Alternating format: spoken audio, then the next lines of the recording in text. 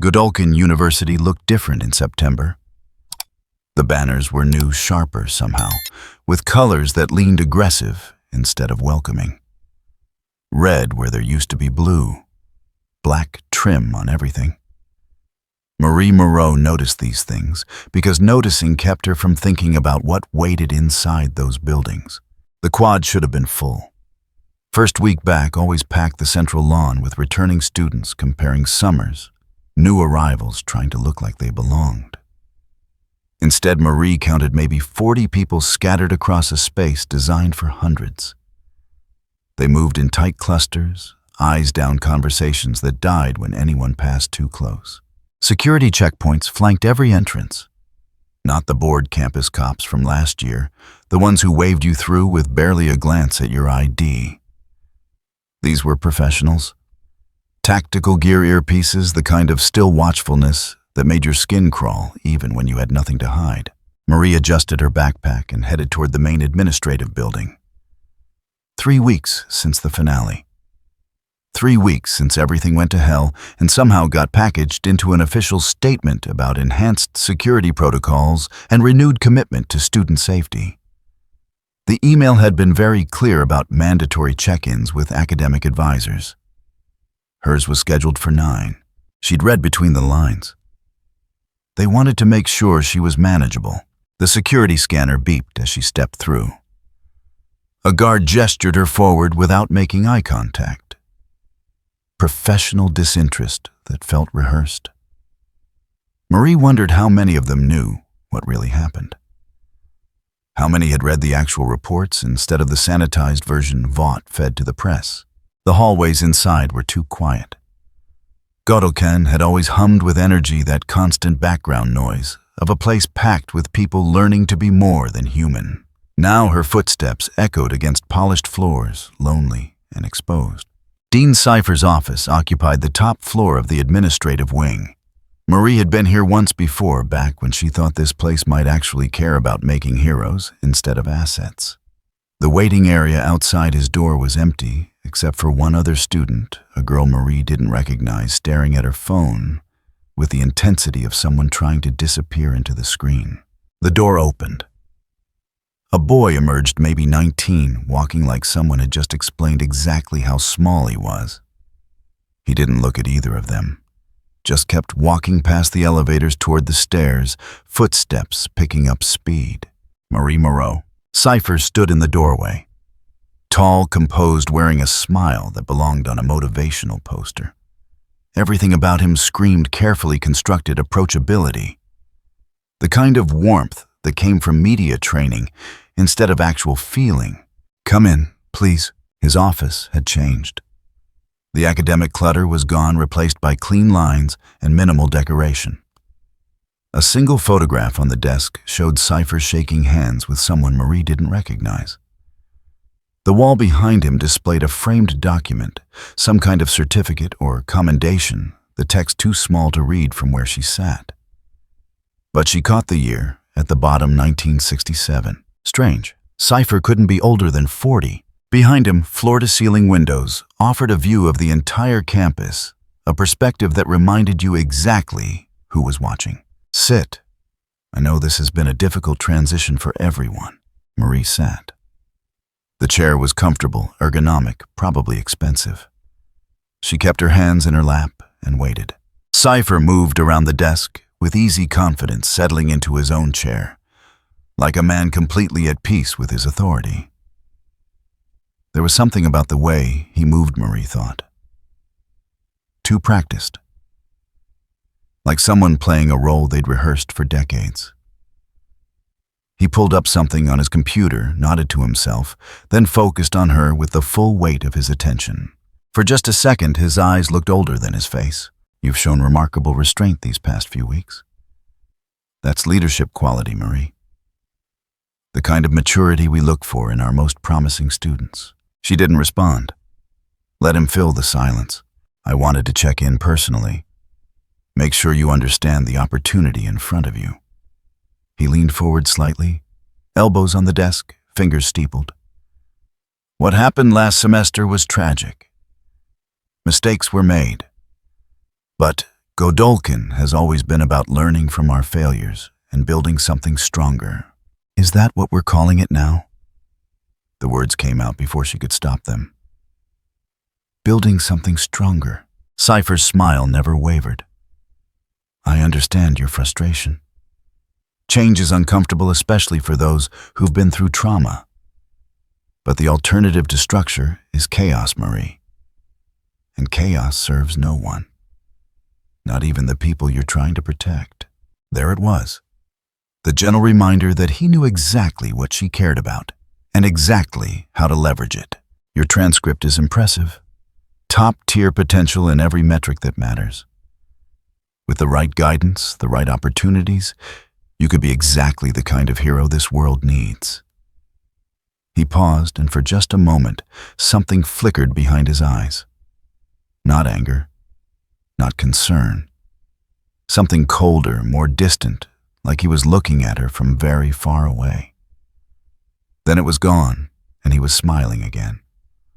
Or you could waste that potential fighting battles that are already over. Marie met his eyes, held them. What do you want from me? Cooperation? Nothing more complicated than that. Stay focused on your training. Excel in your coursework. Help us prove that Godolkin can produce the next generation of heroes despite recent setbacks. He spread his hands, a gesture of openness that somehow felt like a closing door. In exchange, you get access to resources most soups never see. A future that isn't dictated by accidents of birth or circumstance. And if I don't cooperate, then you make a choice that limits your options considerably.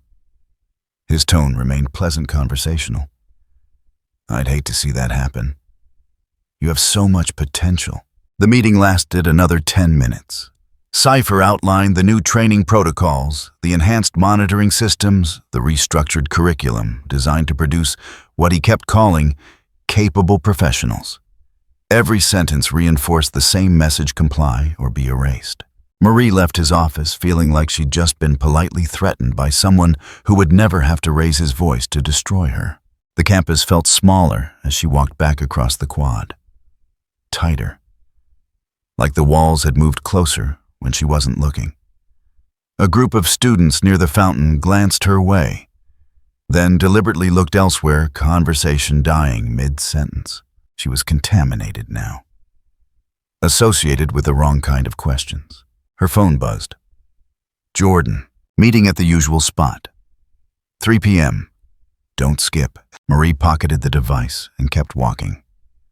Somewhere across campus, in a building most students never knew existed. The woods sat empty and dark and officially decommissioned. She wondered if Cypher ever went down there. If he walked those corridors and felt anything at all. Probably not. Men like him had learned to compartmentalize long before they learned to smile. The day dragged. Classes felt like performance professors going through motions while everyone pretended the gaps in enrollment weren't obvious. Marie sat in Introduction to Crisis Management and listened to a lecturer explain the importance of public perception in superhuman incidents. The irony was thick enough to choke on. By 3 o'clock, she was ready for anything that felt real. The usual spot was an unused maintenance building at the edge of campus, far enough from the main structures that conversation stayed private. Jordan was already there when Marie arrived, leaning against the wall in their male form. Arms crossed, expression locked somewhere between frustration and resignation. How bad was it? Marie shrugged. Standard intimidation. Very polite. Same. Jordan pushed off the wall. He's making the rounds. Everyone who was involved. Everyone who knows too much. Same speech, different packaging. Where's Emma? Class ran late. She'll be here. Jordan glanced toward the main campus, jaw tight. We need to talk about what happens next. Nothing happens next. That's the point. Marie sat on a concrete step, exhaustion pulling at her shoulders. We go to class, we train. We pretend everything is normal until it becomes normal. That's giving up. That's surviving. Jordan opened their mouth to argue, stopped, looked away. The silence stretched between them, heavy with things neither wanted to say. They'd had this conversation before in different words. It always ended the same way. The door creaked open. Emma slipped inside, smaller than usual, eyes darting to make sure they were alone. She'd lost weight. Marie noticed that immediately, the way Emma's clothes hung looser than they should. "Sorry I'm late. Professor Brink wanted to discuss my performance metrics." "How is he?" Jordan asked, concerned. In that way, that means he's been told to document everything. Emma sat beside Marie close enough that their shoulders touched. "We're all being watched." "Yeah, I got the same feeling from Cypher." They sat there for a while, three people who used to believe they were learning to be heroes, now just trying to figure out how to exist in a system designed to grind them smooth. Marie thought about Cypher's office, the view from those windows, the way he'd looked at her like she was a problem to be solved. Somewhere beneath them, buried under concrete and official denial, the woods waited. Empty rooms, abandoned experiments, evidence that would never see daylight, because the people who decided what counted as truth had already written their version. Marie felt something shift in her chest. Not quite anger, deeper than that. The kind of determination that came from realizing you either fought or disappeared. "We need to know what's really happening down there." Jordan stiffened. "Marie? The woods. They said it was shut down, decommissioned. But Cypher was very specific about not asking questions, which means there's something to find. Or it means he doesn't want us dredging up the past." "Same thing." Emma's hand found Marie's arm, gentle pressure that wasn't quite restraint. "If we go looking and get caught, it's over. Not just for us, for everyone we care about. And if we don't, if we just accept that people died down there and nobody's ever going to answer for it." No one had a response to that. The question hung in the air between them, unanswerable and unavoidable. Jordan finally spoke, voice low. "If we do this, we do it smart. No heroics, no rushing in. We gather information first, figure out what we're dealing with, then decide." "Agreed." Emma didn't say anything, but she didn't let go of Marie's arm either. After a moment, she nodded once, barely perceptible. It was decided without being decided. They'd look. They'd find out what Godolkin and Vought wanted to keep buried. And whatever they found would determine what came next. They left the maintenance building separately, spacing their departures by 5 minutes to avoid drawing attention. Marie went last, watching Jordan disappear around a corner, then Emma slipping between buildings with practiced ease. The sun was lower now, casting long shadows across campus. Everything looked normal. Students moving between classes, security patrols following their routes, the machinery of institutional life turning like it always had. But something felt wrong. A pressure Marie couldn't name building somewhere just out of sight. She walked back toward her dorm mind, already working through the logistics. Access points to the woods, security rotations, times when the surveillance would be thinnest. She'd spent last semester learning to be careful. Now she'd put those skills to actual use. The evening news played on screens in the student lounge as she passed. A story about Vought's latest initiative, something about enhanced cooperation with local law enforcement. Homelander's face filled the frame, all-American confidence and barely concealed contempt. Marie kept walking.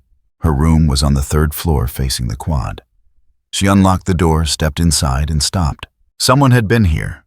Nothing obvious, nothing stolen. But things were slightly wrong. Her laptop shifted half an inch from where she'd left it.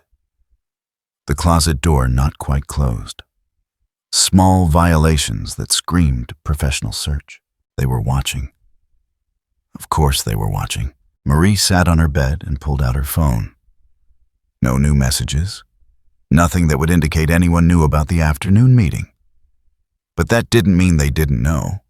It just meant they were waiting to see what she'd do next. She thought about Cypher's smile. The way he'd talked about potential and cooperation like they were the same thing. The framed certificate on his wall with that impossible date. The way he'd looked at her just for a second like he was measuring her against some standard she couldn't see. Project Odessa. The name sat in her mind like a splinter. She'd seen it once months ago, buried in files she shouldn't have accessed. A program from the 60s.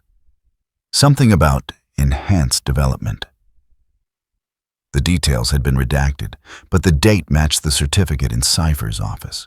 And Marie's own file, the one she'd glimpsed before security protocols kicked her out, it had carried a notation she didn't understand. Subject classification, pending Odessa review. She didn't know what that meant.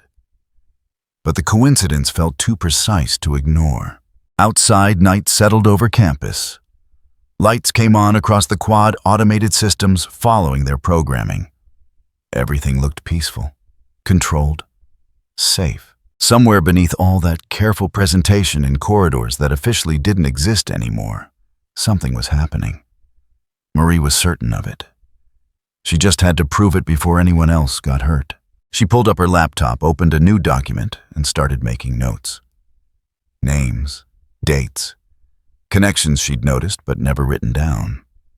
The woods, Cardoza's experiments, the virus, and something else. Something she'd seen referenced in passing when she'd accessed restricted files last semester. Project Odessa. A name that kept appearing in documents from the 60s, always redacted, always buried under layers of clearance she didn't have. Marie typed the name into her notes, added a question mark, and kept working. If this was going to be a fight, she needed weapons sharper than good intentions. The work consumed her for hours. By the time she looked up again, it was past midnight. The quad outside her window was empty, just security lights and shadows. Marie saved her notes, encrypted the file, and shut down her laptop. Tomorrow she'd start putting pieces together. Tomorrow she'd figure out how to get into the woods without triggering every alarm Vought had installed. Tomorrow felt impossibly far away and far too close at the same time. She got ready for bed on autopilot, mind still churning. As she turned off the lights, her phone buzzed one last time. Unknown number. Stop asking questions. Marie stared at the screen for a long moment, then deleted the message. They wanted her scared, compliant, willing to accept the official story and move on. She'd spent too long being scared. It hadn't saved anyone. Sleep came slowly, interrupted by thoughts that wouldn't settle. When she finally drifted off, her dreams were full of empty hallways and voices that echoed without source. 3 floors below Godolkin University, in a section that existed on no official blueprint, something sparked. Not electrical, not mechanical. Something that registered on instruments as a brief anomaly before systems compensated and returned to normal baseline. The overnight security guard monitoring the readings frowned at his screen, noted the timestamp, and moved on. Anomalies happened. Equipment glitched. It was probably nothing. Probably. In the lowest level of the woods. In a corridor that had been empty for weeks, a sound echoed. Metal on concrete. Slow, deliberate. The scrape of something heavy being dragged. The cameras registered nothing. The motion sensors stayed dark. According to every system designed to monitor that space, the hallway remained exactly as it had been since the facility was officially decommissioned. But on the polished floor, a mark appeared. A long dark streak, as if something burning had been pulled across the concrete, scoring a path that led deeper into the complex. The mark was still smoking when the automated environmental controls cycled on, filtering the air and detecting trace elements that shouldn't exist. Sulfur, carbon, something organic the system couldn't identify. The readings logged automatically flagged for review and were immediately overridden by protocols that shouldn't have activated. The data was scrubbed. The alerts were silenced. Within minutes, there was no record of the anomaly at all. But the mark remained cooling in the darkness, waiting for someone to follow it deeper. Above ground, Marie slept fitfully, unaware that the questions she'd decided to ask had already been answered by something that didn't care about her intentions or her safety. Something had noticed Godolkin University, and it had work to do. The emergency meeting convened at 6 in the morning, which told everyone present exactly how serious Vought considered the situation. Nobody scheduled crisis management before sunrise, unless the problem was already metastasizing. Ashley Barrett looked like she hadn't slept. Her assistant, a nervous kid named Marcus, who'd been with the company for 3 months, kept his eyes on his tablet and his mouth shut. Smart. The conference room at Vought Tower held 12 people, all of them chosen for their ability to make problems disappear rather than solve them. The screen at the head of the table displayed a thermal image. Grainy, distorted by interference, but clear enough to make out a humanoid shape moving through a corridor. The timestamp read 0300 hours. The location tag identified it as Sub-Level 4 of the Godolphin University Administrative Complex. Sub-Level 4 didn't exist, not officially. Talk to me about containment. Ashley's voice had that brittle quality that came from too much coffee and not enough answers. Tell me this is a technical malfunction. The head of security, a former Marine named Kellerman, shook his head. We ran diagnostics. The thermal signature is real. So are the trace compounds detected by environmental sensors, which are sulfur, carbon particulates, and something organic our systems can't classify. Kellerman pulled up another image. This was taken 6 hours after the initial detection. The new photo showed a concrete floor.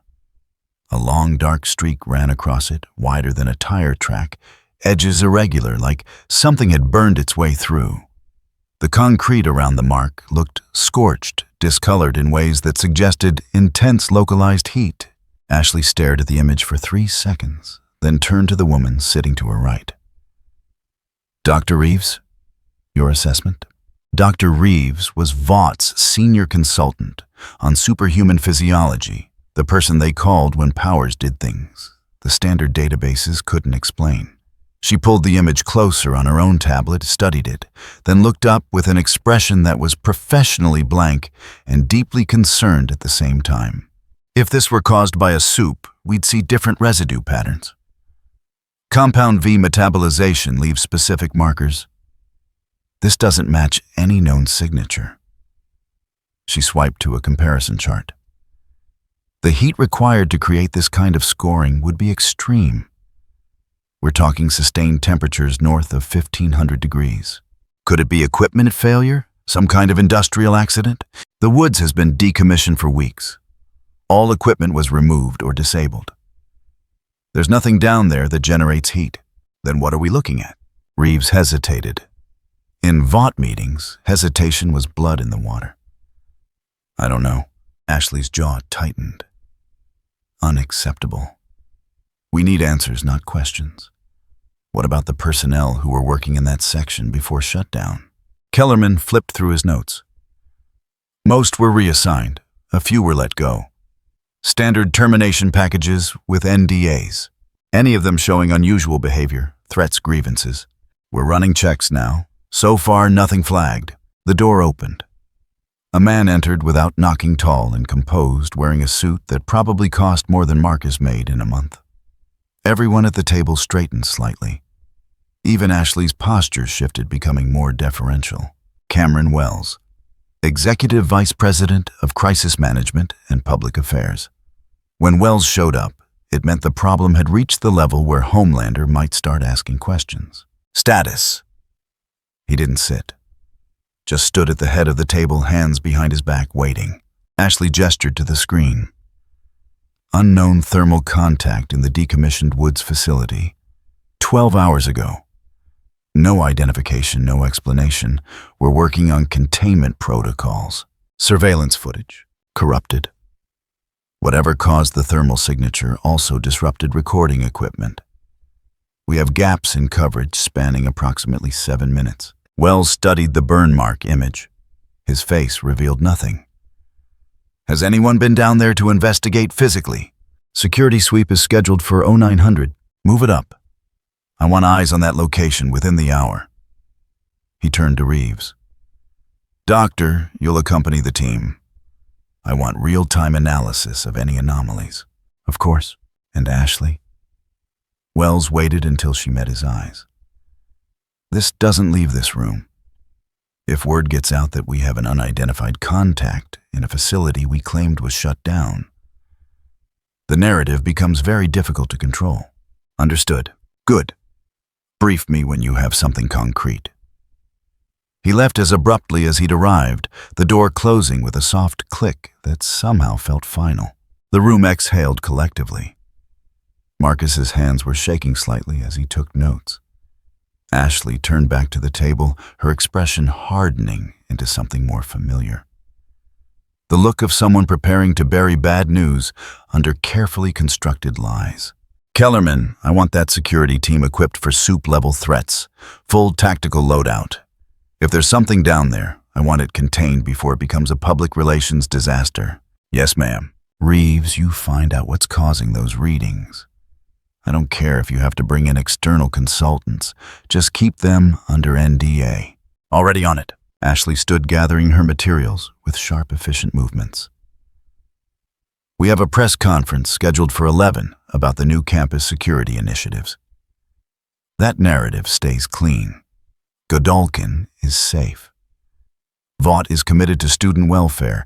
Any rumors to the contrary are misinformation. Clear. Everyone nodded. The meeting broke up, people filing out with the quiet urgency of individuals who knew their jobs depended on solving problems that shouldn't exist. Marcus lingered near the door, waiting for Ashley.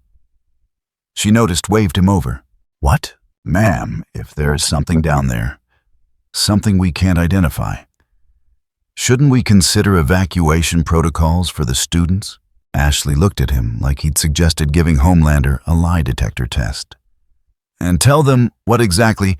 That we might have a problem in a facility they don't know exists, that we're not sure what's happening, but they should panic anyway. No, I just thought, we contain first, assess second, communicate never unless forced. That's crisis management. She softened slightly, or at least attempted something that resembled human sympathy. The students are fine. Whatever this is, it's underground, isolated, and about to be dealt with by professionals. Your job is to make sure the messaging stays consistent. Right, yes, ma'am. She left him there, already pulling up contacts on her phone, preparing the next round of carefully orchestrated damage control. 3 hours later, the security team descended into the woods. There were 6 of them, all former military, all trained in superhuman threat response. Their equipment read like preparation for war. Ballistic armor. Tranquilizer rounds loaded with compounds designed to incapacitate soups. Thermal imaging, motion sensors. Communication gear linked directly to Vaught's command center. Dr. Reeves accompanied them, staying close to the team leader, a woman named Torres, who moved through the corridors with the calm efficiency of someone who'd done this too many times to be impressed by underground facilities. The woods looked exactly like what it was. A prison dressed up as a research center. Rows of cells with reinforced doors. Observation rooms with one-way glass. Equipment bays that had been stripped but still carried the ghost of their purpose in mounting brackets and power outlets that led nowhere. Thermal signature originated from Corridor 7. Torres checked her heads-up display. Straight ahead, then left. They moved in formation, weapons ready, sensors sweeping continuously. The air tasted stale, recycled too many times by ventilation systems running on minimal power. Emergency lighting cast everything in dim red, turning the corridors into something out of a nightmare. Reeves scanned constantly her handheld unit, picking up trace readings that made her frown. I'm getting elevated carbon and sulfur concentrations, increasing as we move deeper. Source, undetermined. It's not coming from vents, more like it's saturated into the walls. Torres signaled the team to slow. Ahead, Corridor 7 branched off the main passage.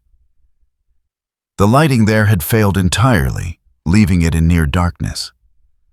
Their tactical lights cut through the black, revealing the floor. The burn mark was wider than the photo suggested. It ran the length of the corridor, a continuous streak that looked like something heavy and impossibly hot had been dragged along the concrete. The edges were clean, almost surgical in their precision. Jesus! One of the team members, a younger guy named Patterson, stared at the mark. What could do that? Reeves knelt, careful not to touch the scorched area.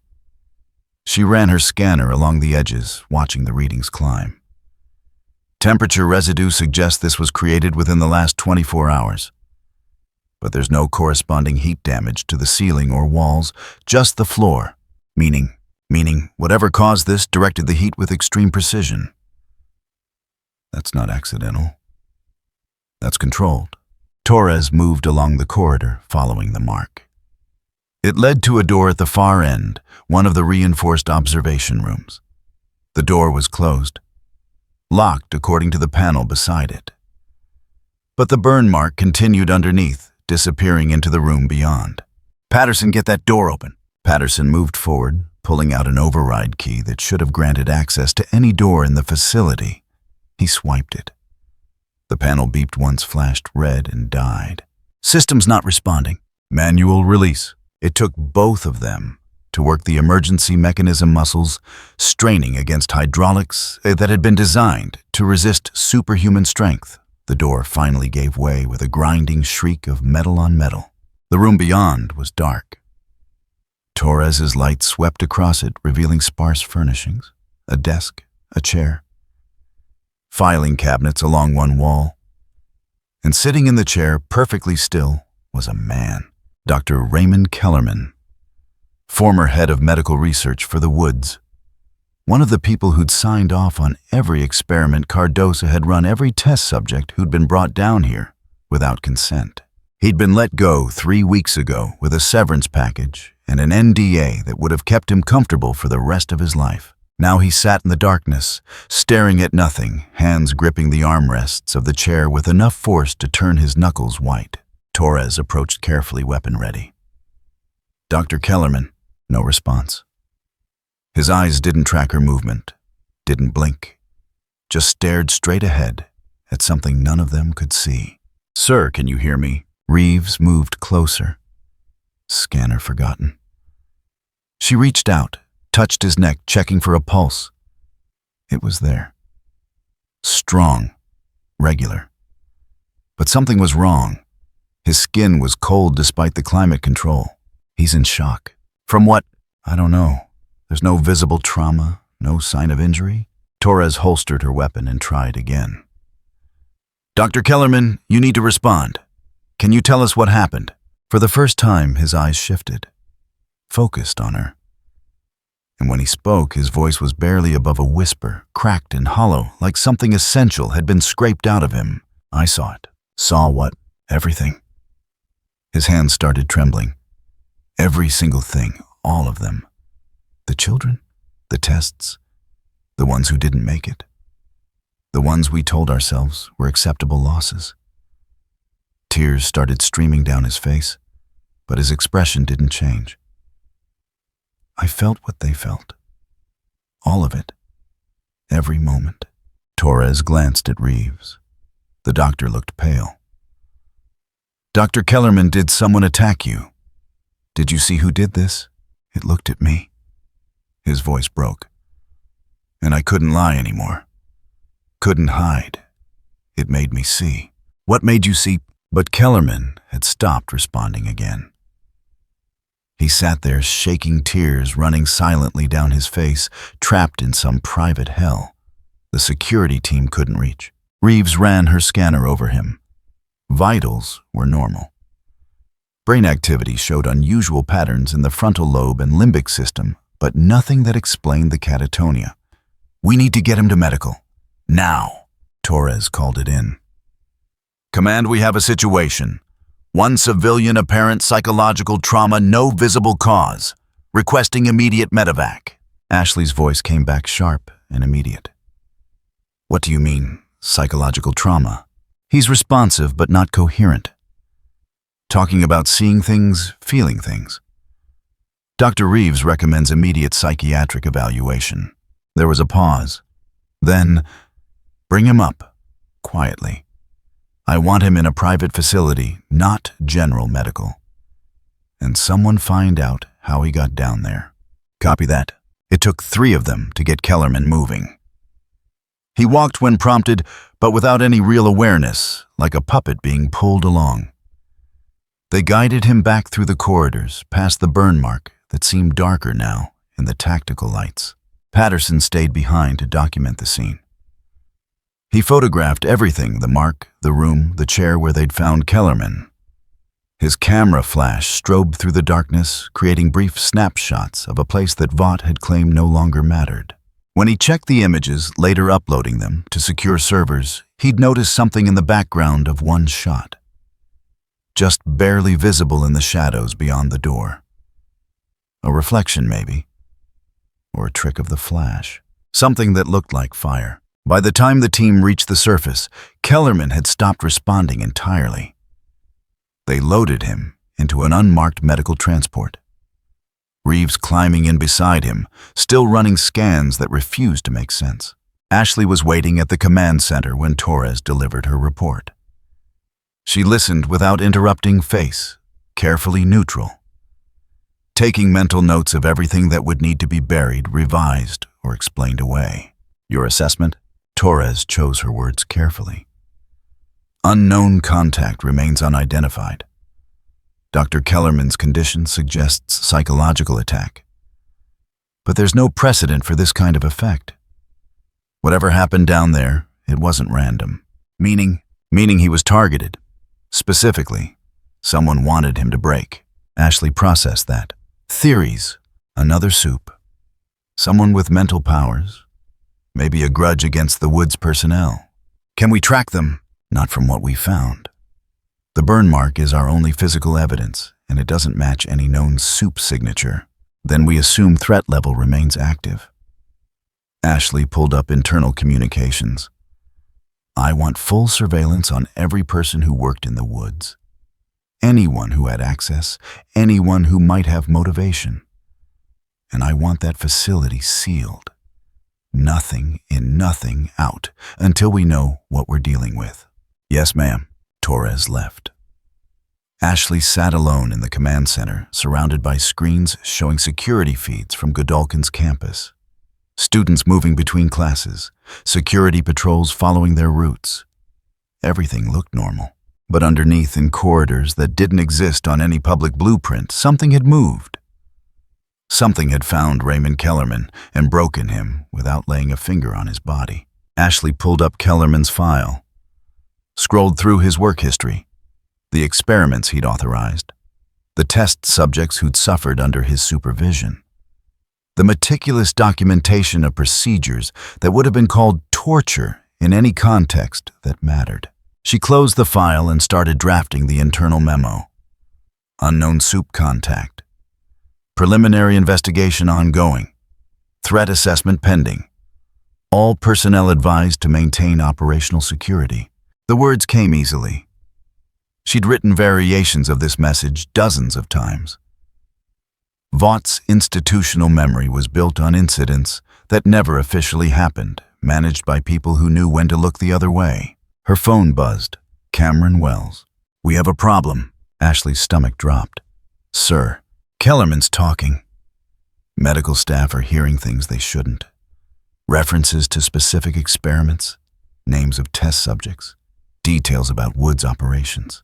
I'll have him sedated. Already done, but the damage is contained, not erased. I need you to prepare a cover story in case any of this leaks. Mental breakdown, stress-induced psychosis, former employee struggling with guilt over his role in legitimate research that was discontinued for ethical reasons. Good. Make it compassionate. We cared about him, tried to help. Tragic that he couldn't handle the pressure. Wells paused. And Ashley, find whatever did this to him before it does it to someone who matters. The line went dead. Ashley sat in the silence of the command center, watching feeds of a campus that looked peaceful and safe and completely normal. Somewhere underneath it all, something moved. Something that knew exactly what the Woods had been used for and apparently had opinions about accountability. She thought about Kellerman's face. The way he'd looked when they brought him up, shaking and broken and unable to stop crying. The way he'd kept whispering about seeing everything, feeling everything. Whatever had done that to him hadn't wanted him dead. It wanted him to suffer. To live with what he'd done in a way he'd never had to before. Ashley pulled up the thermal image again, studied the humanoid shape, trying to find some detail that would give her answers. but the interference was too severe. Just a silhouette moving through corridors, it shouldn't have been able to access leaving marks that shouldn't exist. She forwarded the image to facial recognition, to gait analysis, to every database Vought maintained for identifying soups.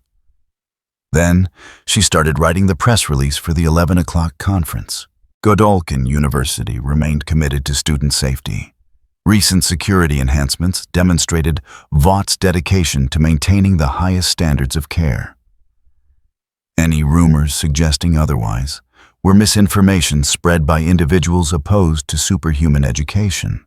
The words were a lie, but lies were easier to control than truth. Outside, the sun climbed higher over Godolphin's campus. Students attended classes. Security maintained their patrols. Everything continued exactly as it should, and 3 floors below ground, in a corridor that officially didn't exist. A burn mark slowly cooled in the darkness, waiting for someone to follow it deeper. The video started making rounds on campus by lunch. Someone had recorded it at 2 in the morning from their dorm window. Shaky footage, mostly dark, but the parking lot lights caught enough to make people stop scrolling. A motorcycle sat in the far corner of the faculty lot, engine idling. Nothing unusual about that, except security logs showed no vehicles entering after midnight. No checkpoint records, no gate activity. The bike simply appeared as if it had materialized between one camera sweep and the next. Then there was the fire, not burning the motorcycle, burning from it. Orange flames wrapping the frame, the wheels flickering across chrome and metal like they belonged there. The person filming had zoomed in trying to get a clearer shot, and that's when they caught it. A reflection in the administration building's glass facade. Just for a second. Something that looked like a skull. The video ended there. 38 seconds total. Posted to a short-form video platform at 2:47 a.m., with the caption, "Godolphin getting weird again." By noon, it had 17,000 views. Tyler Chen sat in the student union watching the video loop on his phone for the 5th time. He was a junior communications major with a modest following online built on campus gossip and low-effort reaction content. Nothing impressive. But he had instincts for what would trend, and this felt like opportunity knocking. His roommate Derek leaned over his shoulder. "That's fake as hell. Doesn't matter if it's fake. Matters if it's viral." Tyler screenshotted the clearest frame showing the reflection. Look at the engagement. People are eating this up because they're bored. Nothing actually happens here anymore. That was true. Since the restructuring, Godolphin had become aggressively normal. Stricter rules, constant monitoring. The kind of place that squeezed all the interesting chaos out of superhuman education and replaced it with corporate training. Students hated it, which meant they were desperate for anything that broke the monotony. Tyler opened his streaming app. "I'm doing a ghost hunt tonight." Derek stared at him. "You're joking." "Dead serious, overnight live stream. We investigate the supposed haunted parking lot, do some exploring, see what we find." He was already mentally scripting it. Play it half skeptical, half open-minded. Ask people in the chat to send donations if we find anything legit. And when you don't find anything, then I still got 8 hours of stream time and whatever ad revenue comes with it. Tyler stood already planning. "You in?" "Hell no. I'm not getting expelled because you want internet famous. Suit yourself." Tyler spent the afternoon promoting the stream. Posted clips of the original video with his own commentary. Built hype in group chats. Made it sound like he was doing investigative journalism instead of chasing engagement metrics. By dinner, he'd committed to going live at midnight with or without backup. 3 other students volunteered to join him. 2 he didn't know well, clout chasers like himself. The third was Aisha Monroe, a sophomore with her own modest following who specialized in paranormal content. She showed up with equipment that looked semi-professional, EMF readers, digital thermometers, a camera rig that probably cost more than Tyler's laptop. "You actually believe in this stuff?" Tyler asked. Aisha shrugged. I believe in content. Ghosts are just good branding. Fair enough. They met at the north entrance at 11:45. Security was lighter at night, but still present enough to make sneaking around risky. Tyler had plotted a route that avoided the main cameras, relying on gaps in coverage he'd mapped out last semester when he used to sneak off campus for actual parties. The parking lot looked ordinary. Empty cars, sodium lights casting everything in yellow-orange. No mysterious motorcycles, no flames. Just concrete and painted lines and the low hum of the campus at rest. Tyler went live at midnight exactly. What's up, everyone? We're here at Godolphin University investigating some weird activity caught on camera last night. He panned around, showing his crew the parking lot, the administration building in the background.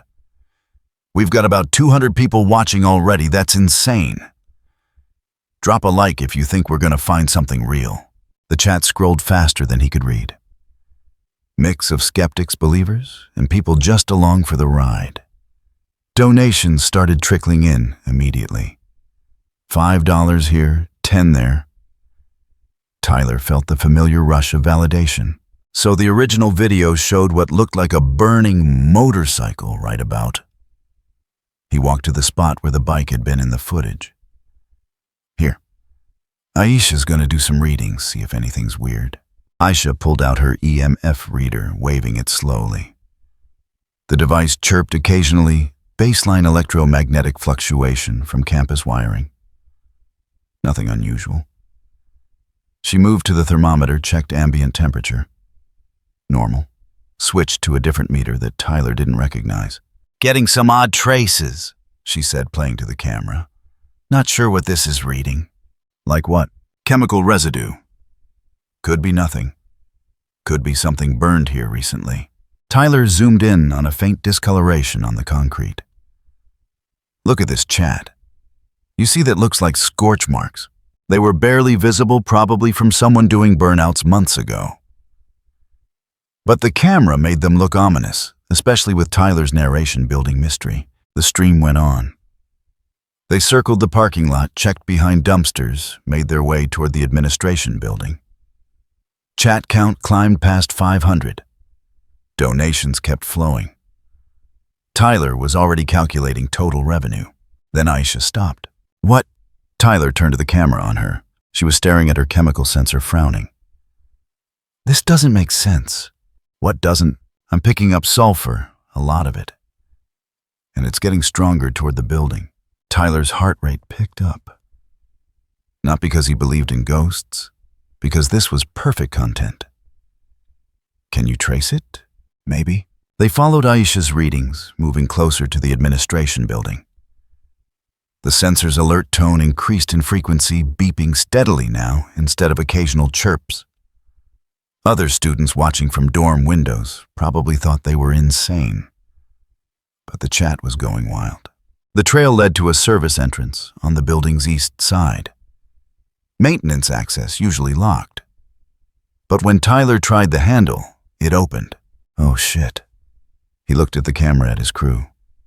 Do we go in? The chat exploded with responses. Most said yes. Some warned against it.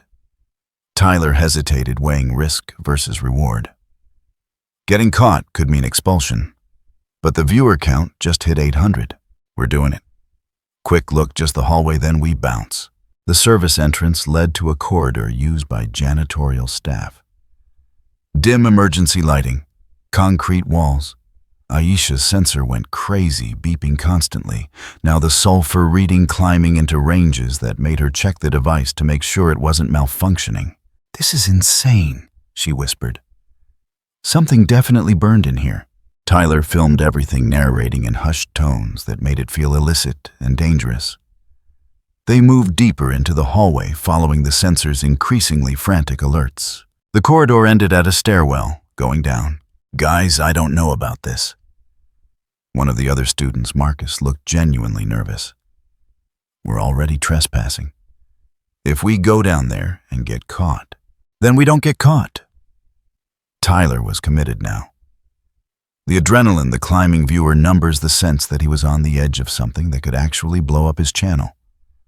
5 minutes. We see what's down there, we film it, we leave. Aisha was already descending. Tyler followed camera rolling chat, moving too fast to read.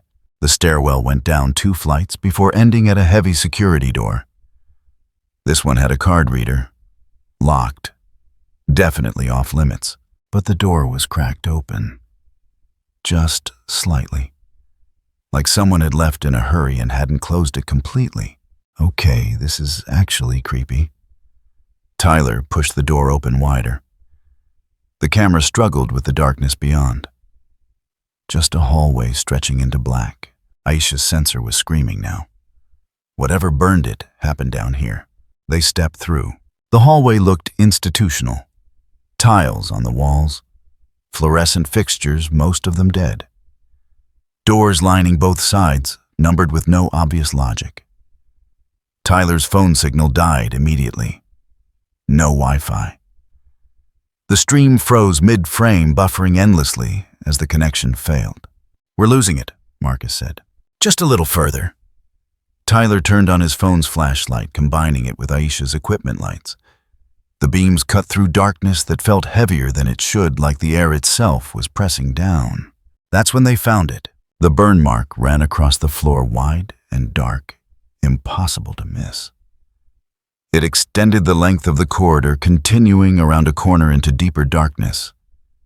Tyler had seen scorch marks before. This wasn't that. This was surgical, precise. Like something had painted a line with fire. Holy shit. He filmed it from multiple angles. "Chat, you seeing this?" But the stream was gone. Connection dead. The last frame stuck on his screen viewer count, frozen at the number it had been when signal dropped. "We should go," Marcus said. His voice had gone thin. "Right now. 1 more minute." Tyler followed the mark around the corner. It led to a door partially open. He pushed it wider. The room beyond was empty except for a chair. And in the chair sat security equipment. Not random. Arranged deliberately. Camera, recording rig, battery pack. All of it positioned to face the doorway, as if someone had been watching, waiting for them to arrive. Aisha grabbed Tyler's arm. "We need to leave. Now." "But—" "Tyler, look at the battery." He looked. The equipment's power indicator glowed green, fully charged, recently placed. Someone had been here. Recently.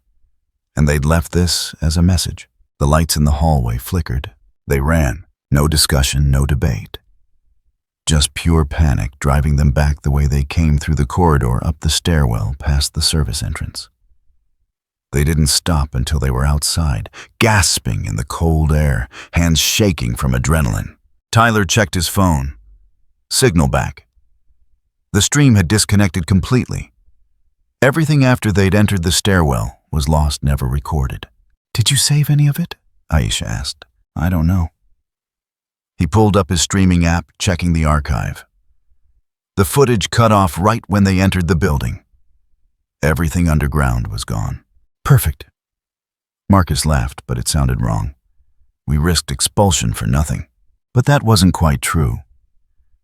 Tyler still had the earlier footage. The parking lot, Aisha's readings, the building entrance. He could edit it, build mystery, make it a cliffhanger. Promise a follow-up investigation. Except when he tried to open the footage file, it wouldn't load. Corrupted. All of it. "You've got to be kidding me." Aisha checked her own recordings. Same thing. Everything from the last hour was scrambled unreadable.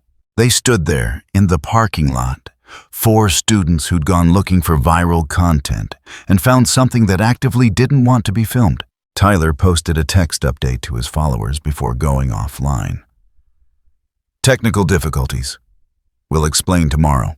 He didn't know how to explain that they'd found evidence of something burning 3 floors underground in a section of campus that supposedly didn't exist, only to have every trace of it erased. By morning, the original motorcycle video had been taken down. Account suspended for violating community guidelines. Campus IT had pushed an overnight security patch to all student devices connected to Godolkin's network. Something about malware detection and protective protocols. After that update, every file that had touched the university servers turned into corrupted static. The screenshots Tyler had saved wouldn't open. Even the chats where he'd promoted the stream showed gaps messages deleted by what looked like automated moderation, but felt more deliberate. It was like the whole thing had been scrubbed. 300 miles away in a VOT facility, monitoring social media for superhuman-related content, an analyst flagged the incident. Logged it. Sent it up the chain to Ashley Barrett with a note about containment success and recommended surveillance on the students involved. Ashley read the report over her third coffee of the morning. 4 students. Names listed. Activity tracked. No permanent damage to the narrative, but another data point suggesting that whatever was happening at Godolkin wasn't staying buried. She approved increased monitoring and moved on to the next crisis. On-campus classes continued. The video faded from group chats, replaced by new drama, new gossip, the endless churn of content that defined student life. Tyler Chen gave up trying to recover the footage and posted a gaming stream instead. Got decent numbers, moved on, or tried to. He didn't sleep well anymore. Kept hearing sounds outside his window at night. Metal scraping concrete. The low rumble of an engine that wasn't there when he looked. Small things, easy to dismiss as stress or imagination. But he avoided the administration building after dark. And sometimes when he passed the parking lot, he'd look for scorch marks on the concrete. They were always there. Faint. Easy to miss if you weren't looking. But there, Marie heard about the live stream incident through Jordan. They met in the library tucked into a study room on the 4th floor, where conversations stayed private if you kept your voice down. Tyler Chen and his crew went into the restricted sections last night, Jordan said quietly. Came out spooked. Won't talk about what they saw. How do you know? Because I asked. And because their footage got wiped. Every device. That's not technical failure. That's VOT. Marie thought about the burn marks in the woods. The anomaly reports she'd seen referenced in campus security emails. Cypher's warnings about asking questions. What were they looking for? Ghosts, apparently. Some video went viral showing a burning motorcycle in the parking lot. And now the video's gone. Account suspended, like it never happened. Jordan leaned back. But people saw it. Screenshots exist. You can't completely erase something once it's out there. VOT's trying anyway. Yeah. Jordan's expression darkened. Which means whatever Tyler found, it's connected to something they want buried. Emma arrived 10 minutes later, slipping into the study room with her characteristic quiet. She'd been doing that more lately. Moving small, taking up less space, like she was trying to avoid notice. What did I miss? Marie filled her in. The live stream, the corrupted footage. Tyler's refusal to discuss what he'd seen underground. Emma processed it silently, then asked the question Marie had been avoiding. Are we sure we want to keep investigating? This feels like it's getting dangerous. It was always dangerous, Jordan said. But it's escalating. First the anomalies, now students wandering into restricted areas. Emma's voice stayed soft, but there was steel underneath. If VOT is actively covering this up, what happens when they realize we're looking too? No one answered immediately. The study room felt smaller, the walls closer. Outside, normal campus life continued. Students cramming for tests. Conversations about internships and rankings. The machinery of institutional life turning smoothly. But underneath it all, something moved. Something that left burn marks and erased evidence and drove people out of restricted corridors with their footage scrambled. Marie thought about Cypher's office. The 1967 certificate. Project Odessa. Her own file notation that she still didn't understand. We're already on their radar, she said finally. Cypher made that clear.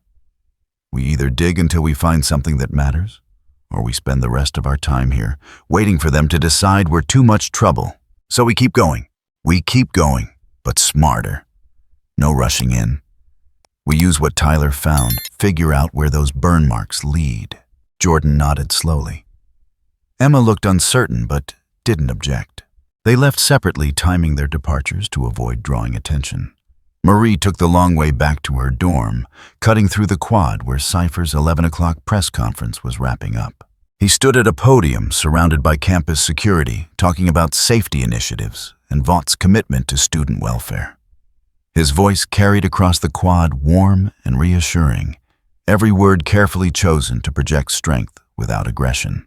Marie watched from a distance, studied the way he held himself. The practiced gestures, the smile that never quite reached his eyes. For just a moment she could have sworn she saw something else. A flicker beneath the surface. Like there were two people standing at that podium instead of one. Then it was gone. Just Cypher, just the dean doing his job. Marie kept walking, but the image stayed with her. That night she pulled up everything she could find on Project Odessa. Most of it was redacted or behind clearance she didn't have. But fragments existed, references and footnotes, dates that kept appearing. 1967, 1968, a program focused on enhanced development, and a casualty list from a single incident. November 1967, 43 subjects. Catastrophic failure. No details, just numbers. Lives reduced to data points in a report that officially never existed. Marie saved what she found and encrypted it. Tomorrow she'd share it with Jordan and Emma. Tomorrow they'd start putting pieces together. But tonight, she sat in her dorm room and wondered what kind of failure killed 43 people and got buried so deep that even 60 years later, Vaught was still covering it up. 3 floors below campus in corridors that Tyler Chen had fled from hours earlier, the burn mark continued to cool. It ran deeper now, extending into sections of the woods that security hadn't checked yet. Following it would require descending past the official sublevels, into areas that predated the current facility. Old construction from the 60s built when Godolkin was still experimental and Vaught still believed it could create gods. The mark led to a sealed door, blast-rated, designed to contain things that shouldn't escape. And on that door, freshly burned into reinforced steel, 3 words appeared in letters that still glowed faintly orange. Odessa will answer. The cameras monitoring that corridor registered nothing. The sensors detected no heat spike. According to every system Vaught had installed, the door remained exactly as it had for decades. But the message waited in the darkness, patient and inevitable. Someone would find it eventually, and when they did, the questions would stop being theoretical. Kate Dunlap didn't believe in ghosts. She believed in power, control. The ability to make people see things her way, do things her way, be what she needed them to be. Everything else was noise. Superstition for people who didn't understand how the world actually worked. So when she heard about Tyler Chen's little adventure into the restricted sections about burn marks and corrupted footage, and students running scared from empty hallways, her first thought wasn't fear. It was opportunity. She found Sam in the weight room, pushing iron that would have crushed a normal person. He didn't acknowledge her approach, just kept lifting muscles straining, sweat dripping onto the mat beneath the bench. Kate waited until he racked the bar, then spoke. "We need to talk about what's happening on campus." Sam sat up, breathing hard. "Nothing's happening, just rumors. Rumors that made Vaught panic. They're scrubbing social media, monitoring students, locking down sections of the woods that were supposed to be empty." She kept her voice level, matter of fact. "That's not nothing. So what do you want me to do about it? I want you to come with me tonight. We find whatever's down there, we deal with it, we prove that we're more useful than Marie and her little investigation crew." Sam grabbed a towel, wiped his face. "And if there's actually something dangerous?" Kate smiled. It was the expression she used when she knew she had an angle no one else could see. Then I make it stop being dangerous. That was the thing people never understood about her ability. They thought mind control was just about making people obey. Crude. Temporary. But Kate had refined her power into something more precise. She could rewrite motivation, erase hostility, turn an enemy into someone who genuinely believed they wanted to help her. If something was lurking in the woods, angry or vengeful, or whatever Tyler's overactive imagination had conjured, she could fix it, make it docile, make it useful. All she had to do was touch it. Sam considered for a long moment, then stood. When, midnight, south entrance. Don't tell anyone. What about the others? The others are trying to play by rules that don't apply anymore. Kate headed for the door. We're going to remind everyone why soups matter. She left him there, already planning the next 8 hours. This was how you got ahead. Not by following protocol or waiting for permission. You saw an opening, and you took it. By 11, Kate had everything prepared. Gloves off, ready to work. A small flashlight. Campus access card that she'd persuaded an administrator to upgrade months ago when she needed better clearance. The conversation had been simple. Touch. Suggestion. A new card with her name on it and security permissions she definitely shouldn't have. She wouldn't touch anyone tonight. The card was the last dirty miracle she had bought before she knew what dirty miracles cost. The administrator didn't remember authorizing it. That was fine. He didn't need to. Sam met her, exactly on time, dressed for a fight in case things went wrong. Kate appreciated that about him. No questions, no moral hand-wringing, just direct action. They moved through campus, quietly avoiding security patrols Kate had memorized weeks ago. She'd mapped the gaps in coverage, the blind spots where cameras couldn't see. And guards didn't bother checking. 3 minutes between rotations. Just enough time if you moved fast. The south entrance was exactly where Tyler's crew had entered. And Kate had already confirmed through a helpful security guard that the door's lock had been malfunctioning. He'd filed a repair request, but hadn't mentioned it to his supervisor yet. He wouldn't mention it at all now. Kate had made sure of that days ago, before she knew to be afraid of her own hands. The door opened smoothly. They descended into darkness that felt deliberate, like the building itself was holding its breath. You smell that? Sam's voice echoed slightly. Kate did. Sulfur, faint but distinct. The same trace compounds Dr. Reeves had reported finding. Something burned down here. They followed the scent deeper, using their phones for light. The corridors looked abandoned, but not forgotten. Too clean, too maintained. This wasn't a section that had been shut down. This was a section that was waiting. The burn mark appeared exactly where Tyler had described it. Wide, dark, precise. Kate knelt beside it, running her fingers just above the surface without touching. The concrete was still warm. How recently was this made? Recent enough? Sam was looking down the hallway, muscles tense. We should keep moving. Kate stood and followed the mark. It led them past observation rooms and equipment bays, past doors that were locked from the outside instead of the inside. Prison cells dressed up as research spaces. She'd known the woods was bad. Everyone did. But seeing it empty somehow made it worse. All those cells waiting for new occupants. The mark ended at a sealed door. Blast rated according to the warning labels. And burned into the steel's still faintly glowing orange were 3 words. Odessa will answer. What's Odessa? Sam asked. Old program. 60s, before our time. Kate studied the message mind, working through implications. Someone wants Vought to know they're digging into history that was supposed to stay buried. Someone or something. Does it matter? She tried the door. Locked. But the card reader beside it was still functional. Kate swiped her stolen credentials. The panel beeped red. Access denied. Let me try. Sam grabbed the door handle, muscles flexing as he pulled. Metal groaned. The hydraulics fought back, but Sam was stronger. The door started to give way inch by grinding inch. That's when the temperature dropped, not gradually, all at once, like they'd stepped into a freezer. Sam's grip went numb, fingers losing purchase on metal that suddenly felt slick with ice. He pulled harder, but the hydraulics locked up as if something on the other side had seized control of the mechanism. Kate's breath misted in front of her face. The lights flickered emergency systems, struggling against something that shouldn't affect electrical current. And at the end of the hallway, where there had been nothing a moment before, stood a figure. Kate's first coherent thought was that Tyler hadn't been exaggerating. Her second was that this wasn't a soup.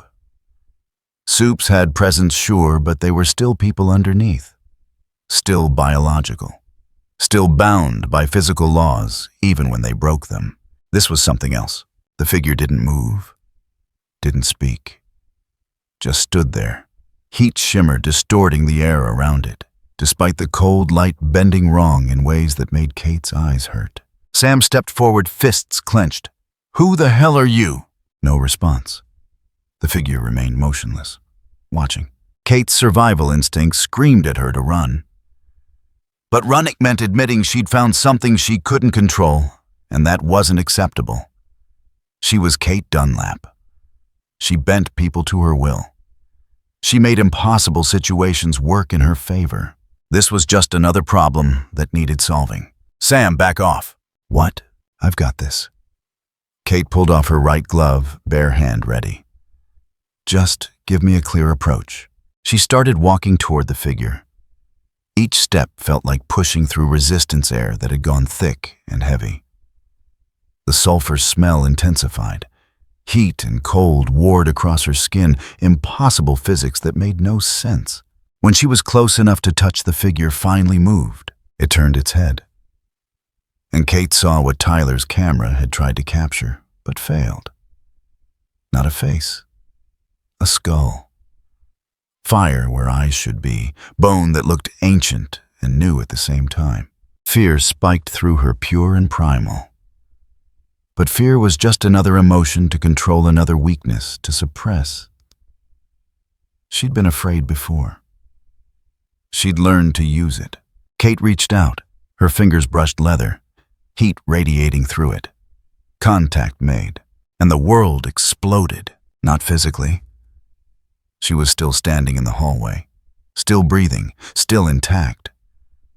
But everything inside her had shattered and reformed in the span of a heartbeat. She saw them, all of them, every person she'd touched, every mind she'd violated, every choice she'd stolen. The kid in high school she'd made forget he saw her cheat. The professor she'd convinced to change her grade. The administrator who'd given her clearance. The students she'd manipulated into supporting her. The friends she'd rewritten when they questioned her too much, one after another. Hundreds of moments. Thousands of small cruelties dressed up as necessity, and she felt what they felt.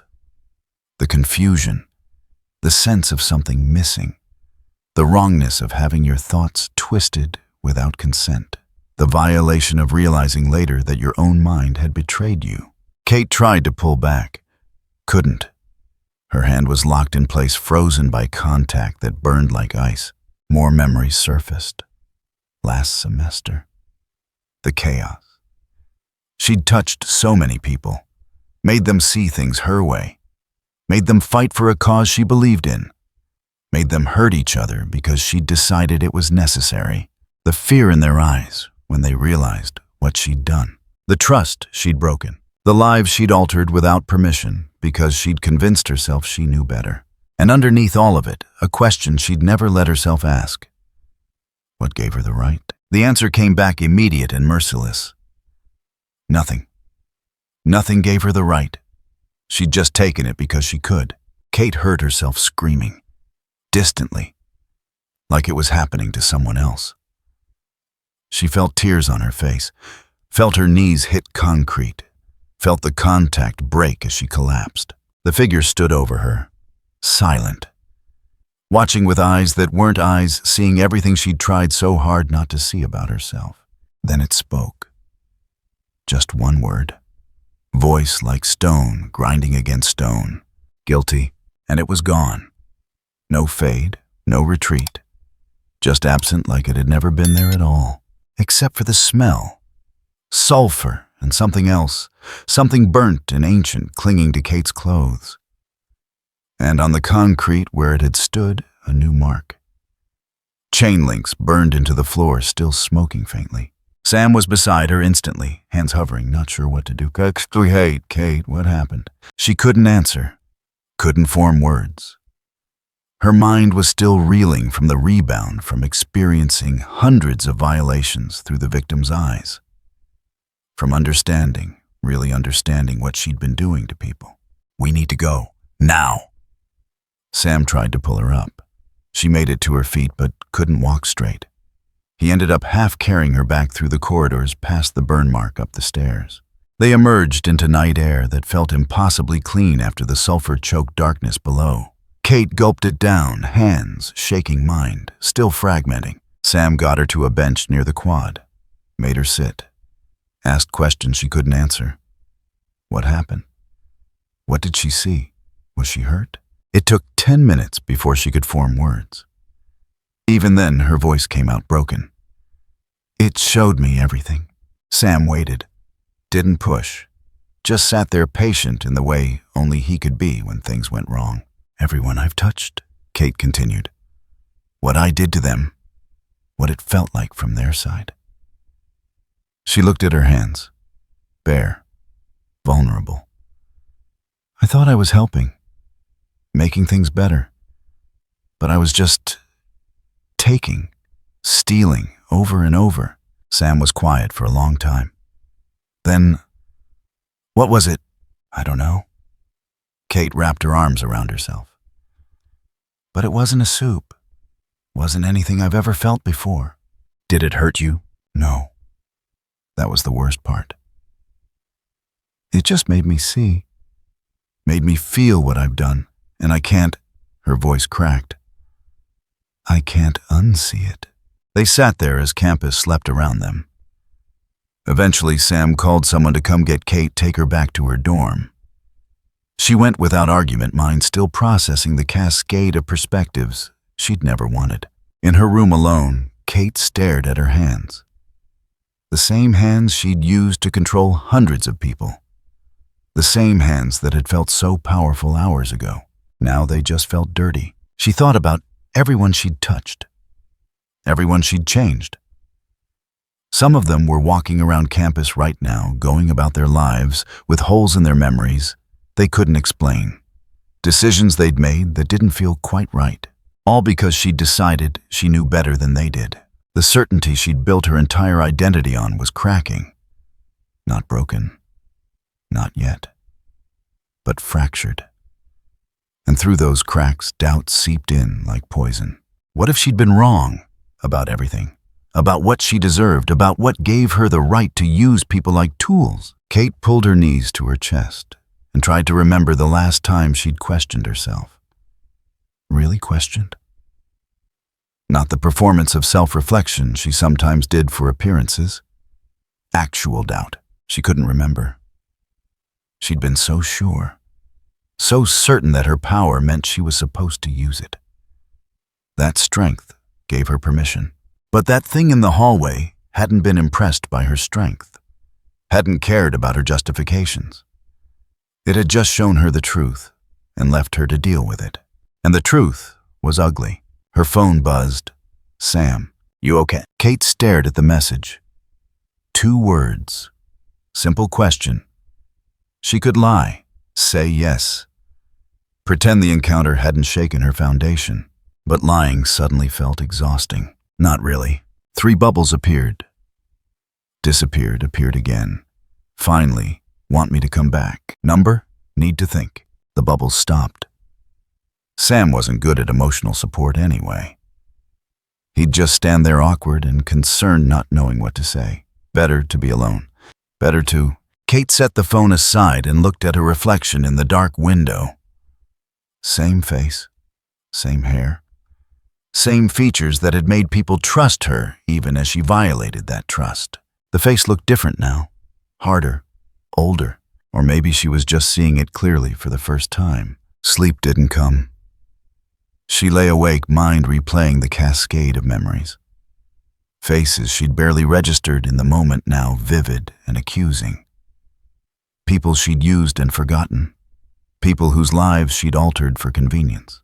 The worst part was knowing she couldn't fix it. Couldn't take it back. The damage was done. All those minds she'd rewritten, all those choices she'd stolen. They were gone. Permanent. And she'd have to live with that, with knowing exactly what it felt like to be on the receiving end of her power, with understanding the violation she'd inflicted hundreds of times without a second thought. Around 3 a.m, Kate made a decision. She pulled out her phone and opened her contacts, scrolled through names of people she'd touched, people she'd manipulated. She couldn't undo what she'd done, but she could try to stop doing it. Try. Probably fail, but try anyway. Her finger hovered over the screen, trembling. This meant giving up control. Giving up the security of knowing she could make people do what she needed. It meant being vulnerable in ways she'd spent years avoiding.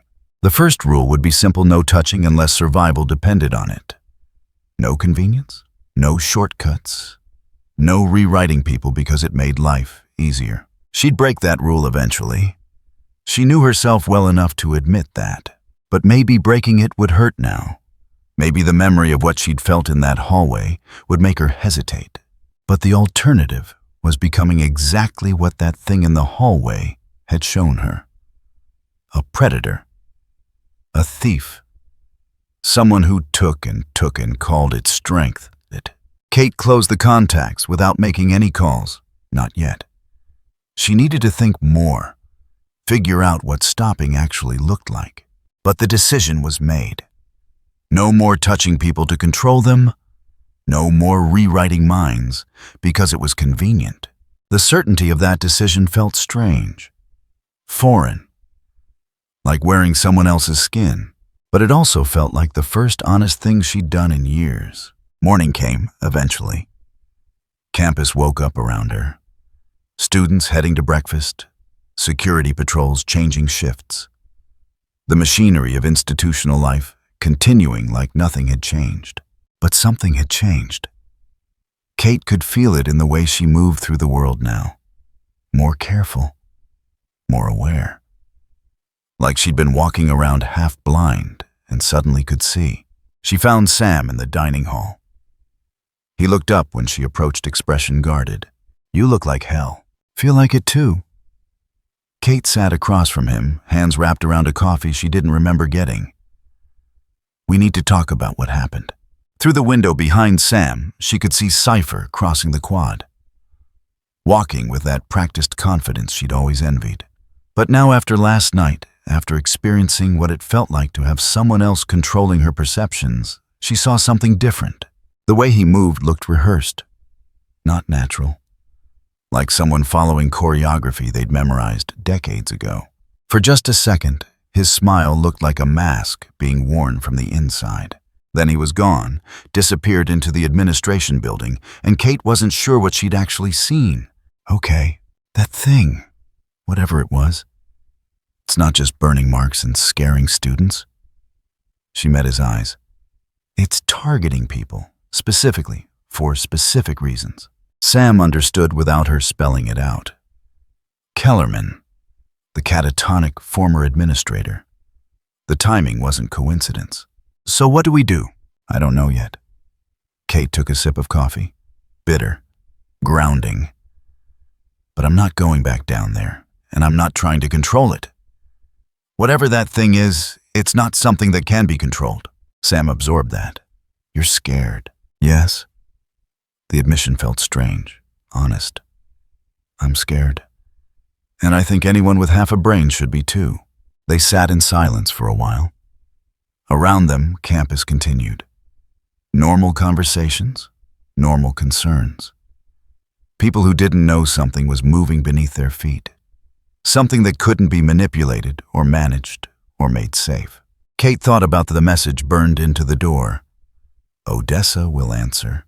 Whatever Odessa was, whatever had happened in 1967, Someone wanted accountability, and they were willing to go through anyone who stood in the way. She wondered how many people on campus had done things they'd never answered for. How many had justified cruelty as necessity? How many had taken and called it strength? And she wondered if she'd gotten off easy. Later that afternoon, Marie found her in the library, slid into the chair across from her without asking. "I heard you went into the woods last night." Kate didn't bother asking how Marie knew. Information traveled on campus regardless of how careful you tried to be. "Yeah. Find anything interesting?" "Nothing I want to talk about." Marie studied her face. Kate could see the calculation happening. Marie was good at reading people. Not as good as Kate used to think she was, but good enough to notice when something was wrong. "Whatever you saw down there, it shook you. That obvious? You're not wearing gloves." Marie gestured to Kate's bare hands. "You always wear gloves." Kate looked down. She'd forgotten. First time in months she'd gone this long without the safety of covered hands. Without the option to reach out and make someone compliant. "Yeah, well?" She didn't have a good explanation. Didn't want to give one. Marie leaned forward slightly. "Sam said you touched something. That you screamed." "What happened?" "I saw things I didn't want to see. Felt things I didn't want to feel." Kate met her eyes. "And before you ask, no, I'm not going to give you details. I'm just going to say this. If you're planning to go down there, be very careful what you're looking for, because it might show you." Marie was quiet for a moment. "Then, show me the truth about yourself, whether you want it or not." With that, Kate stood and left. She had classes to attend, assignments to complete, the performance of normal life that felt increasingly absurd. But as she walked across campus, past students who didn't know she'd violated their minds, past security, who didn't know she'd stolen clearance past administrators she'd manipulated into compliance, Kate felt something shift, not redemption. She wasn't naive enough to think one night of consequences erased years of damage, but maybe the beginning of understanding, of seeing herself the way others saw her. It wasn't comfortable, it wasn't clean, but it was real. And for the first time in a long time, Kate wasn't sure that real was something she could control. Marie noticed it first during political science. Cypher was lecturing about institutional responsibility, his usual smooth delivery turning phrases that sounded profound until you actually thought about them. Nothing unusual. Except halfway through a sentence about accountability frameworks, he paused, just for a second, eyes unfocused, like he'd forgotten what he was saying mid-thought. Then he blinked, smiled, and continued exactly where he'd left off. Same tone, same inflection, like the pause had never happened. Most students didn't react. But Marie saw Jordan's pen stop moving, saw Emma glance up from her notes with a frown. They'd noticed too. After class, they met in the usual spot. The maintenance building felt smaller each time they used it. Walls closing in as their investigation deepened. "He's doing it more often," Jordan said without preamble. The pauses, the reset. "I've been tracking them for 3 days. Sometimes it's just a second, sometimes longer." "Could be stress," Emma offered. "Running a university under Vaught's thumb can't be easy.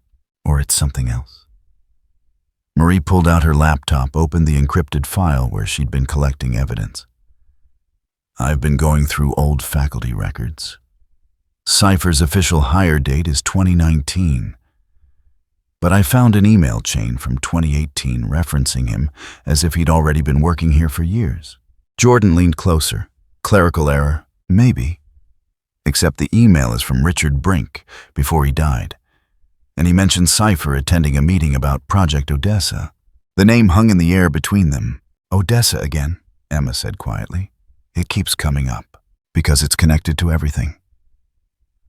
Marie pulled up another document. The 1967 incident. The Woods experiments, the burn marks. That message. She looked at both of them. And somehow Cypher is tied to all of it. So what do we do? Confront him? No. Marie closed her laptop. We find out who he really is first, because I don't think Doug Brightbill is running this university. They split up to gather information. Jordan took official records, using their security clearance to access personnel files that should have been off limits. Emma talked to staff who'd been at Godolkin since before the restructuring, asking careful questions that didn't raise alarms. Marie went after the digital trail, following email threads and document histories that referenced Cypher in ways that didn't match his official timeline. By evening, they had pieces. Contradictory. Disturbing. Enough to confirm that something was deeply wrong. They reconvened at Marie's dorm. Safer than the maintenance building now that campus surveillance had intensified. Marie spread everything across her desk, while Jordan and Emma stood behind her, reading over her shoulder. Look at this. Marie highlighted a passage in an old committee report from 2015. This mentions Dean Cypher approving a budget allocation 4 years before he was supposedly hired. Could be a different Cypher, Emma said, except the signature matches and the writing style is identical. Jordan pulled up another document on their phone. I found his original employment contract. It's dated 2019, but the metadata shows it was created in 2024. Someone backdated it. Why would Vought falsify employment records? Because they're hiding who actually runs this place. Marie opened another file. I found references to Thomas Godolkin in old board minutes. He founded the university in 1965. Ran it until 1967, when there was some kind of incident. The Odessa failure. Right. After that, Godolkin disappeared from official records. Most sources say he died in the incident. But Marie pulled up a photograph, black and white, grainy with age.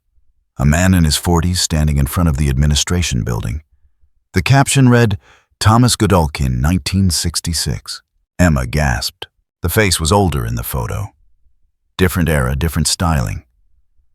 But the bone structure was unmistakable. The way he held himself.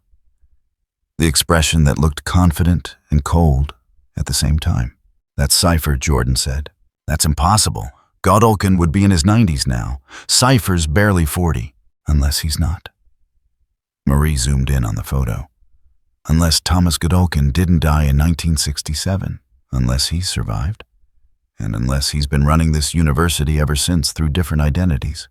You're saying he's been puppeting people like Kate does. More than that. I think he's been wearing them. Doug Brightbill exists. There's a birth certificate, a college transcript, a whole life history. But somewhere along the line, Godolkin took over, became him. Jordan was quiet for a long moment. That's horrifying. It's also the only explanation that fits. Marie pulled up more documents. Every few decades, there's a new administrator. New name, new face. But the patterns are the same. The decisions, the priorities. Like the same person is making them. For 60 years, at least. Emma sat down heavily. If that's true, if Godolkin has been controlling this place the whole time, then everything that happened in the woods, all those experiments, Cardosa's virus research, that was him. All of it. The implications settled over them like weight. This wasn't just institutional corruption. This was one man with the power to inhabit other people's bodies, running a decades-long experiment in creating superhuman weapons. We need to prove it, Jordan said finally. We need evidence that will hold up even when Vought tries to bury it. How? We can't exactly ask Cypher if he's secretly a 90-year-old body snatcher. Marie thought about Kate. The way she'd looked in the library, shaken and uncertain. The warning she'd given about seeing truth whether you wanted it or not. Kate might know something, Marie said. Sam said she went into the woods. Came out different. Maybe she found something we can use. Kate's not going to help us. She's barely talking to anyone. Then we go directly to the source. Marie closed her laptop. Tonight, We get into Cypher's office, find physical evidence, and we document everything before Vought can scrub it. That's insane. Security is everywhere. If we get caught, we won't get caught. Marie stood, because we're not going through the front door. The plan was simple in theory, dangerous in practice. Godolkin's administration building had maintenance tunnels running beneath it, part of the original 1960s construction. They connected to the woods via service corridors that were supposed to be sealed. But according to campus blueprints Jordan had accessed still existed. Emma had scouted ahead 2 days ago, mapping the camera coverage. There were gaps. Old infrastructure that Vought hadn't bothered updating because no one was supposed to know the tunnels existed. And Jordan had tracked security patrol shifts since the Tyler incident. Changeover happened at 11:45. 15 minutes where coverage thinned. If they could get into the tunnels, they could reach Cypher's office from below. Bypass security entirely. The risk was everything. If Vought found them, there would be no talk of second chances. They'd disappear into some legal black hole, ND assigned under duress, lives ruined. But the alternative was living in a system run by someone who'd been experimenting on students for 60 years. They entered through a storm drain on the east side of campus. Emma went first, using her ability to compress small enough to scout ahead. The tunnels were exactly where the blueprints said they'd be, narrow concrete passages lit by emergency lighting that probably hadn't been serviced in decades. The air smelled like mold and old water. Their footsteps echoed wrong sound, bouncing in ways that made distance hard to judge.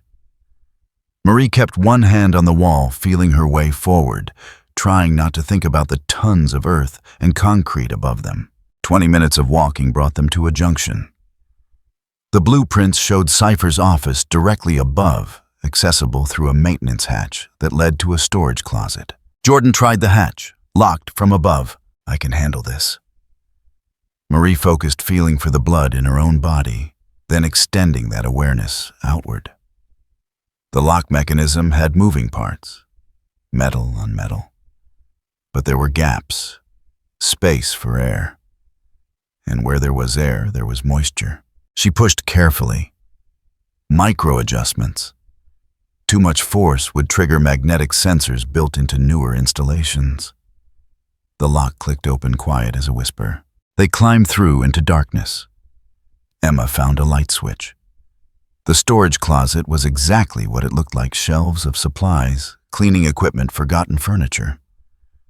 And a door leading into Cypher's outer office. The office was empty. Late enough that administrative staff had gone home. They moved quickly to Cypher's private office, where Marie had been threatened with carefully worded compliance days ago. Jordan went straight for the filing cabinets. Marie took the desk. Emma kept watch at the door. What are we looking for exactly? Jordan asked. Anything that proves Cypher isn't who he claims to be. Medical records, communications that reference Godolkin, documents that predate his official hire. Marie pulled open desk drawers, photographing everything. Most of it was mundane, meeting notes, budget reports, standard administrative paperwork. But tucked in the back of the bottom drawer was a leather journal, old. The binding cracked, pages yellowed with age. Marie opened it carefully. The handwriting inside was meticulous, precise. Dated entries going back to 1965. The email went out at 3 a.m. Marie didn't sleep. Just sat at her laptop encrypting files, uploading to servers in countries where Vought's legal reach was complicated. Iceland, Switzerland. Servers that promised anonymity and actually delivered. By dawn, copies of Godolkin's journal existed in 17 different locations. Encrypted with keys split between Marie, Jordan, and Emma. No single person could delete everything. No single attack could erase the evidence. It should have felt like victory. Instead, Marie felt exposed. Like she'd painted a target on herself that she couldn't wash off. Her phone buzzed. Jordan, campus lockdown in 30 minutes. Official reason, gas leak in maintenance areas. Real reason, they're coming for us. Marie grabbed her jacket. The journal was still there, physical evidence she hadn't digitized, because some things needed weight, needed to be held and seen and proven real. She met Jordan and Emma at the north edge of campus, where the fence line bordered old construction that predated current security. They'd mapped this route weeks ago. Emergency exit if everything went wrong. Everything was going wrong. Vaults mobilizing. Jordan showed their phone. News alerts. Campus security upgrade. Mandatory building inspections. All the language that meant lockdown without saying the word. We have maybe an hour before they seal everything. Patrol shifts haven't adjusted yet. They're still following old rotations while waiting for new orders. Emma pulled up her scouting notes. Gas leak directive is sending most security to the north maintenance tunnels. Wrong section. They think that's where the anomaly originated. Then we use that hour. Marie looked toward the administration building.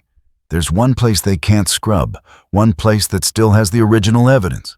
The Odessa lab, Emma said quietly. Ghost Rider opened it. The original facility from 1967.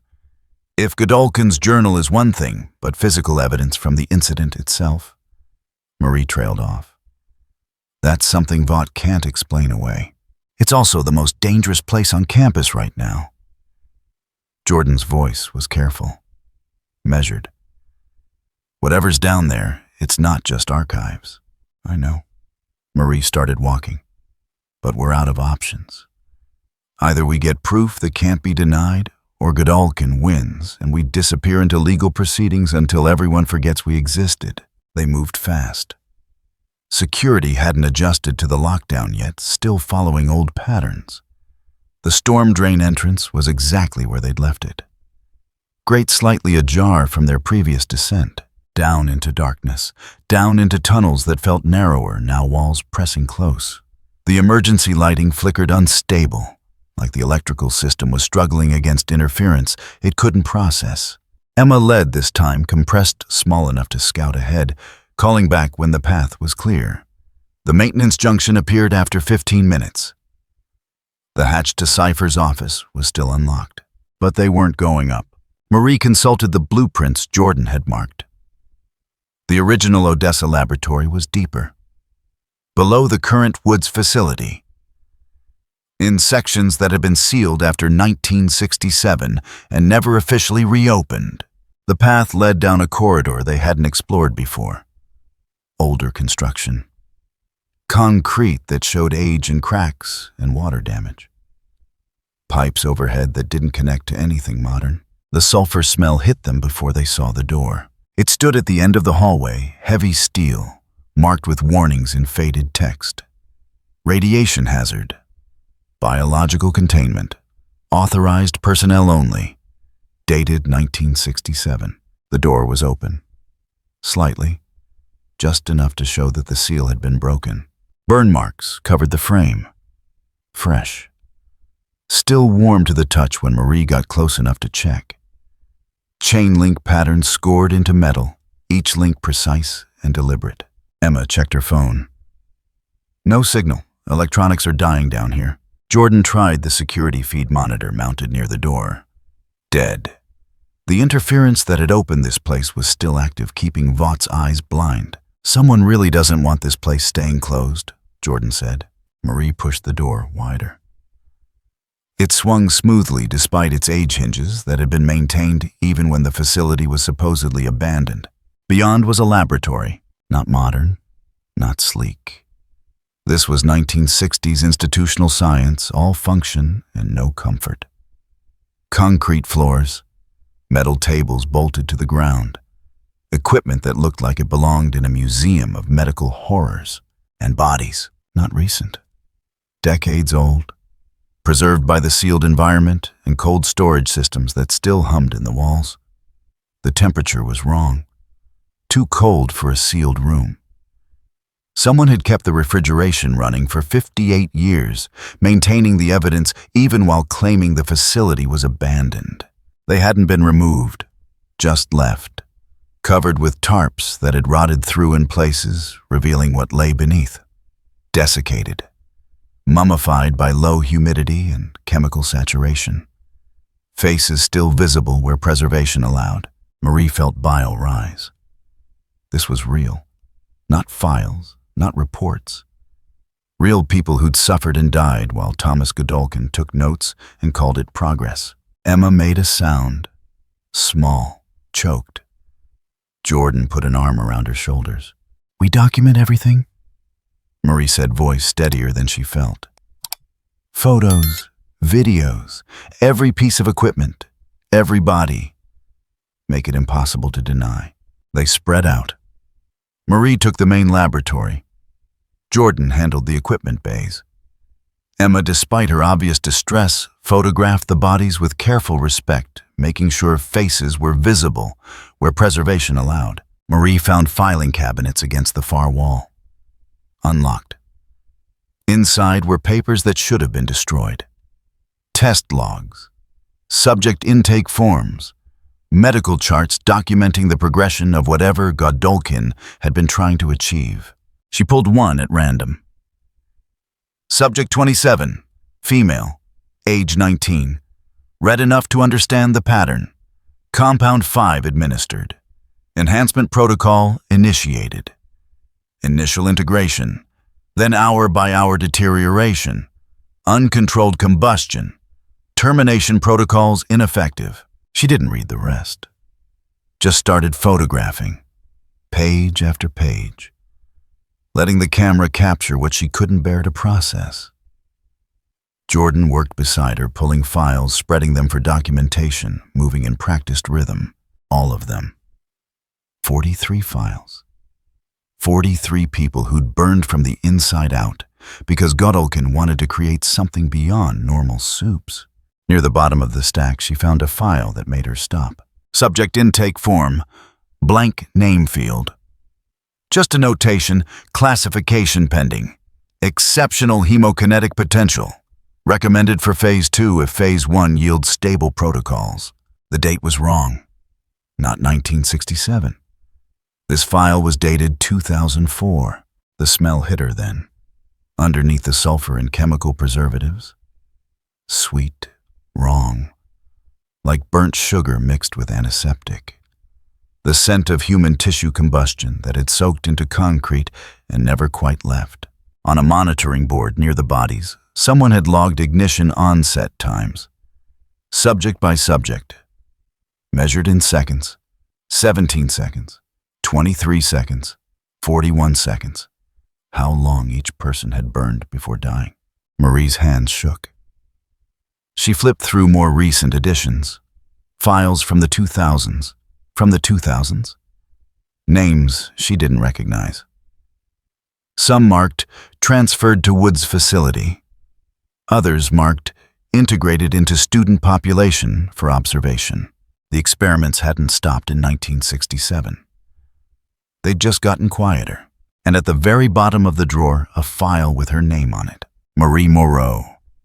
Born 2006. Hemokinetic manifestation at age 4. Parents' deceased incident report sealed by Vought Foster Services Coordination. Subject acquired through foster system. Integrated Godolkin Pipeline, 2023. Below that, in Godolkin's precise handwriting, potential Odessa candidate. Monitor for emotional stability and power control. Phase 2 consideration if metrics favorable. She stared at the words. Read them again.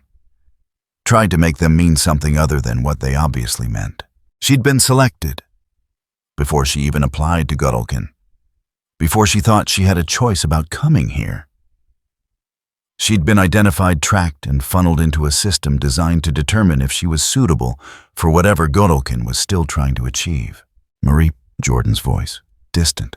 She couldn't respond. Could only hold the file and understand that her entire path to this university had been manufactured. That the scholarship, the acceptance, the opportunity she thought she'd earned all of it, had been Godolkin deciding she was worth studying. Marie, louder now, urgent. She shook herself. Focused. Jordan was standing near the entrance, holding something. A photograph. You need to see this. Marie crossed the laboratory, stepping carefully around tables and equipment.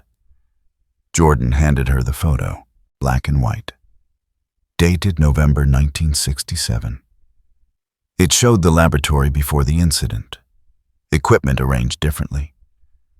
And in the center, surrounded by monitoring devices, stood Thomas Godolkin. But he wasn't alone.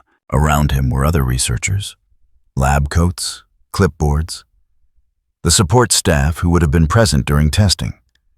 Marie counted 12 people, and written on the back of the photo in handwriting that matched Godolkin's journal, Project Team. All present for final trial. All culpable. He's marking them, Jordan said quietly. Everyone who was involved.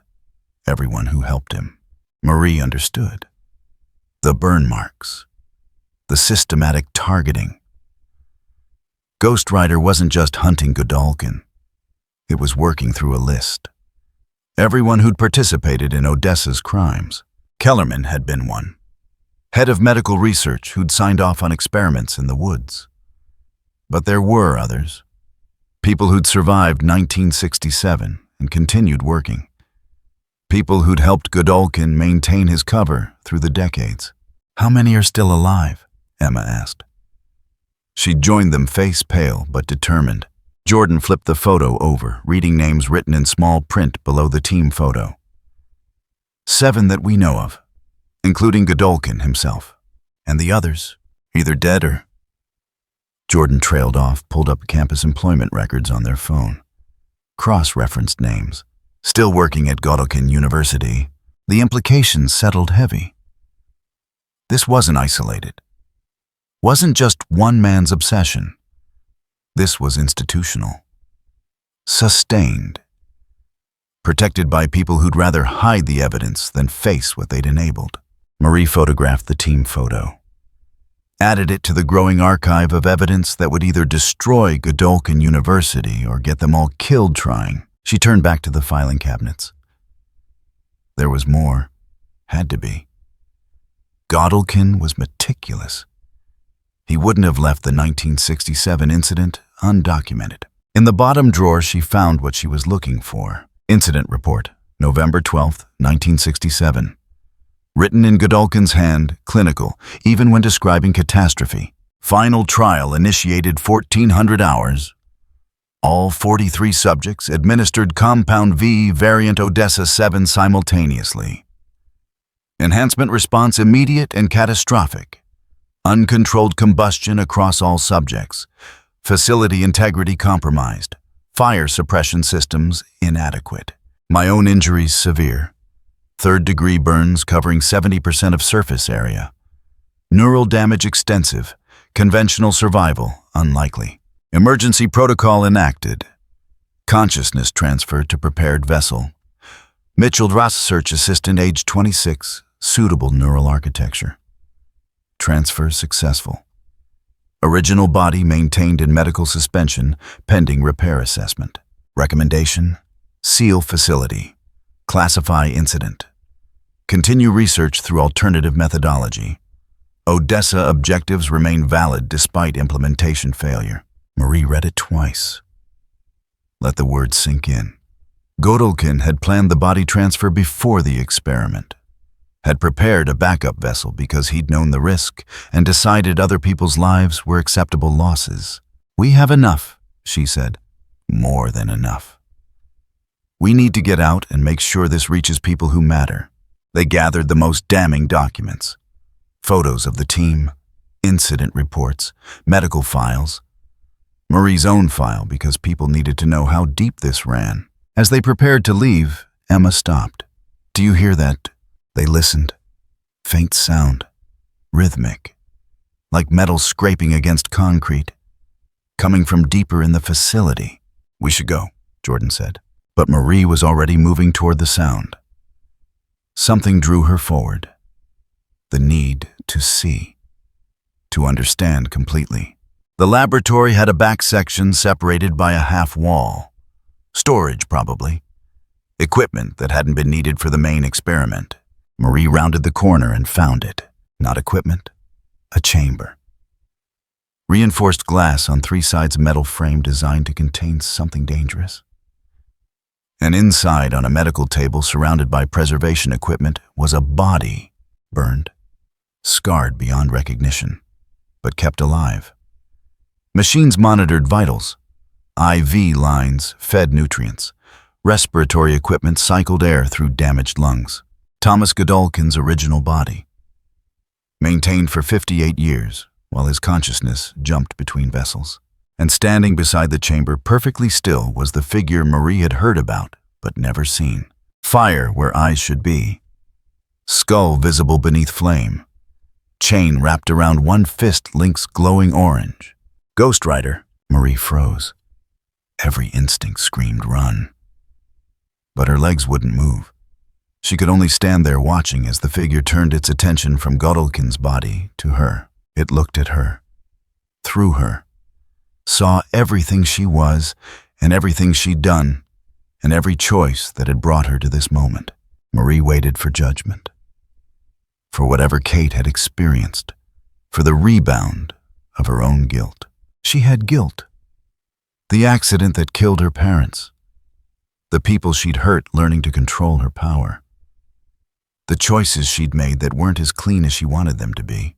But the figure didn't move toward her, didn't speak, just looked at her with eyes that burned but didn't condemn.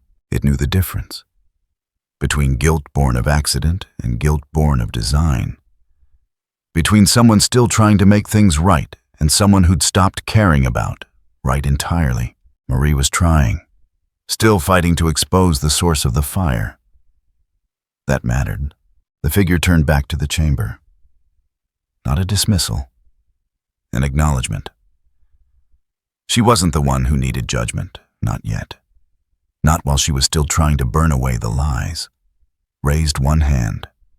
Fire bloomed across the glass scoring marks into the reinforced surface. Not to break it, to mark it. To make sure everyone who came here would know exactly what they were looking at. The chamber's monitoring equipment started alarming. Vitals spiking. The preserved body responding to proximity to the presence of something that shouldn't exist. Ghost Rider spoke, just one word. Voice like grinding stone. Soon. Then it was gone. No fade. No exit. Just absent. Marie stood in the sudden silence, heart hammering, understanding, clicking into place. It wasn't destroying the body. It was saving it. Keeping Godolkin anchored.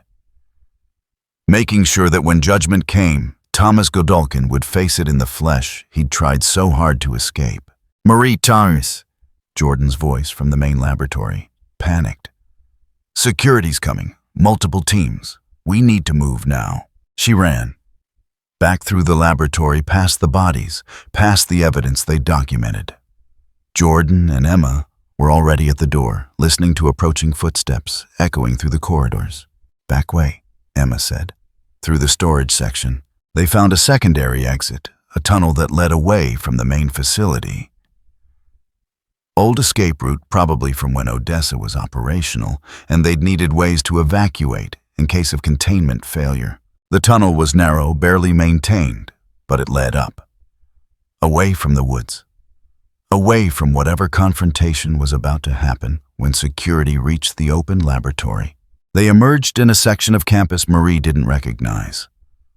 Older buildings, abandoned construction from the university's early days.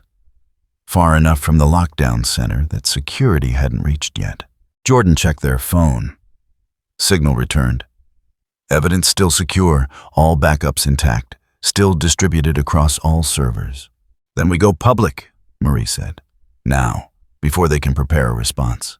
They found a journalist through Emma's contacts. Someone who'd covered Vought controversies before. Someone with a platform big enough that censorship would be obvious. The interview happened via encrypted video call. Marie in front, Jordan and Emma flanking her. And for 20 minutes, they laid it all out. The journal, the laboratory, the preserved bodies, the ongoing experimentation, Marie's own file, everything. The journalist asked hard questions. Marie answered harder, showed documentation, showed photos that would make people sick to their stomachs. This goes live in 1 hour. the journalist said when they finished. Vought will come after you. After me. After everyone involved. You understand that? We understand, Marie said. But the alternative is letting them keep doing it. The call ended. They sat in the empty building, waiting for the article to drop. Waiting for the world to see what Godolphin University really was. Marie's phone buzzed. Unknown number. She almost didn't answer. But something made her pick up. Static, then that same rough voice from before. You did well. Evidence is secure. But understand this doesn't end with exposure. Some debts can only be paid one way. Who are you? Someone who burns away what can't be reformed. A pause. Stay clear of the woods tonight. What's coming isn't for you. The line went dead. Marie looked at Jordan and Emma. We need to get people out. Everyone we can reach. Tonight. Why? Because Ghost Rider isn't done. And when it finishes what it started, I don't think there's going to be much of the woods left. They started making calls. To students they trusted. To staff who'd shown they cared more about people than institutional loyalty. Not everyone. They couldn't reach everyone. But warnings spread through their network. Get off campus. Go home. Don't ask questions, just move. By nightfall, the article was live. Trending. Impossible to ignore. And 3 floors below Godolphin University and laboratories that should have stayed sealed.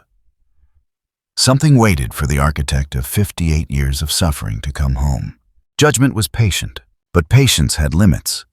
The article hit at 7 in the evening, prime time for maximum damage. By 8, it was trending on every platform Vought didn't directly control. By 9, news outlets that normally avoided criticizing Vought were running segments. Questions being asked on live television.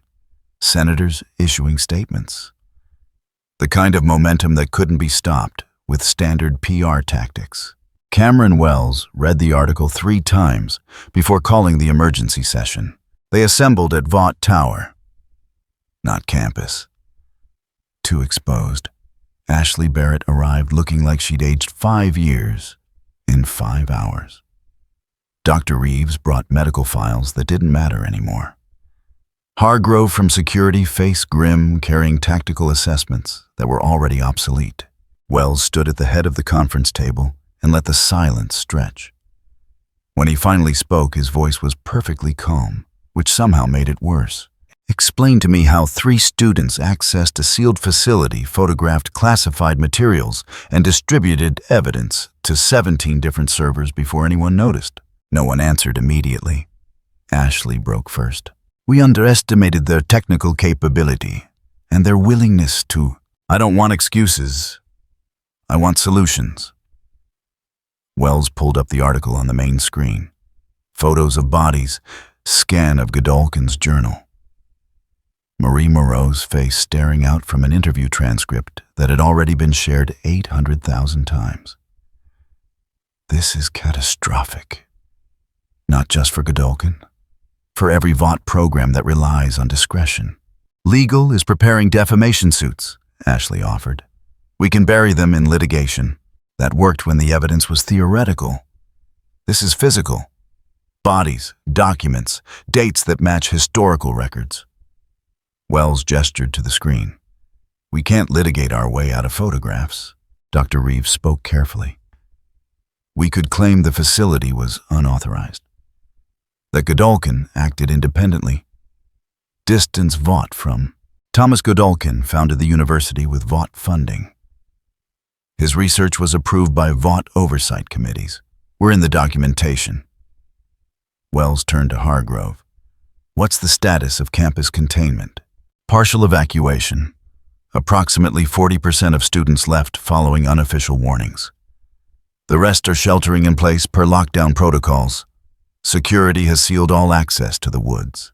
And the anomaly? Hargrove's jaw tightened. Still active. Still in the sub-level facilities. We've attempted to establish visual contact 3 times. All attempts failed. Failed how? Equipment malfunction.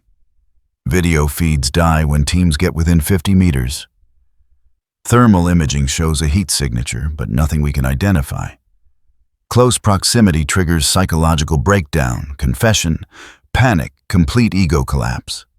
Direct contact is worse. He paused. Like what happened to Dr. Kellerman, the former Woods administrator, Ashley said quietly. Still in psychiatric hold. Exactly. Anyone who gets close enough experiences the same thing. Systematic targeting of anyone connected to the old programs. Wells processed that. Kate Dunlap encountered it. She's functional, barely, and she won't go near the woods again. Says it showed her things, made her feel what others felt, like some kind of empathy weapon. A soup with psychological powers? Maybe. But our database has nothing matching this profile. And the burn marks the heat signature the way it moves through sealed areas. Hargrove shook his head. This doesn't match known soup behavior. Wells was quiet for a long moment. Then he turned to Reeves. The virus. What's its readiness status? The room went still. Reeves looked like she'd been expecting this, but hoped she wouldn't hear it. We have viable samples. Cardosa's work was incomplete but functional.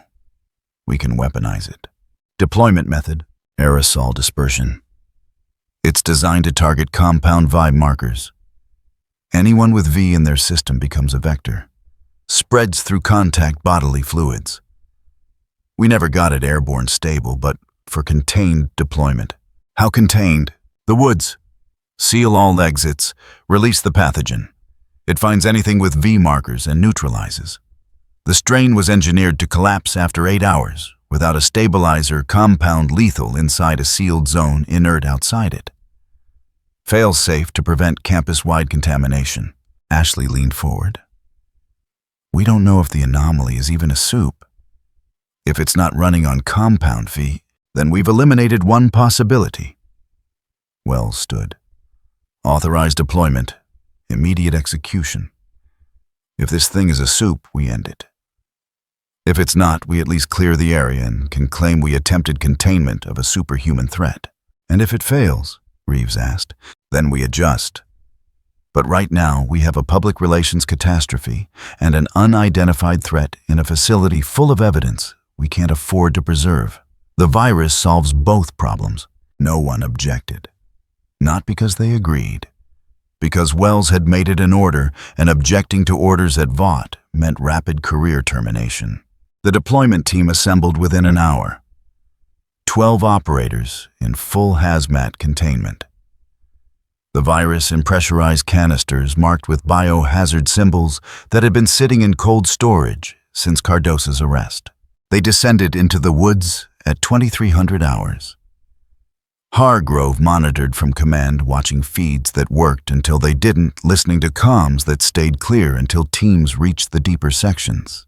The plan was simple. Seal all exits. Deploy canisters at strategic points. Let the pathogen saturate the area. Wait 6 hours for full effect. Then send in cleanup crews.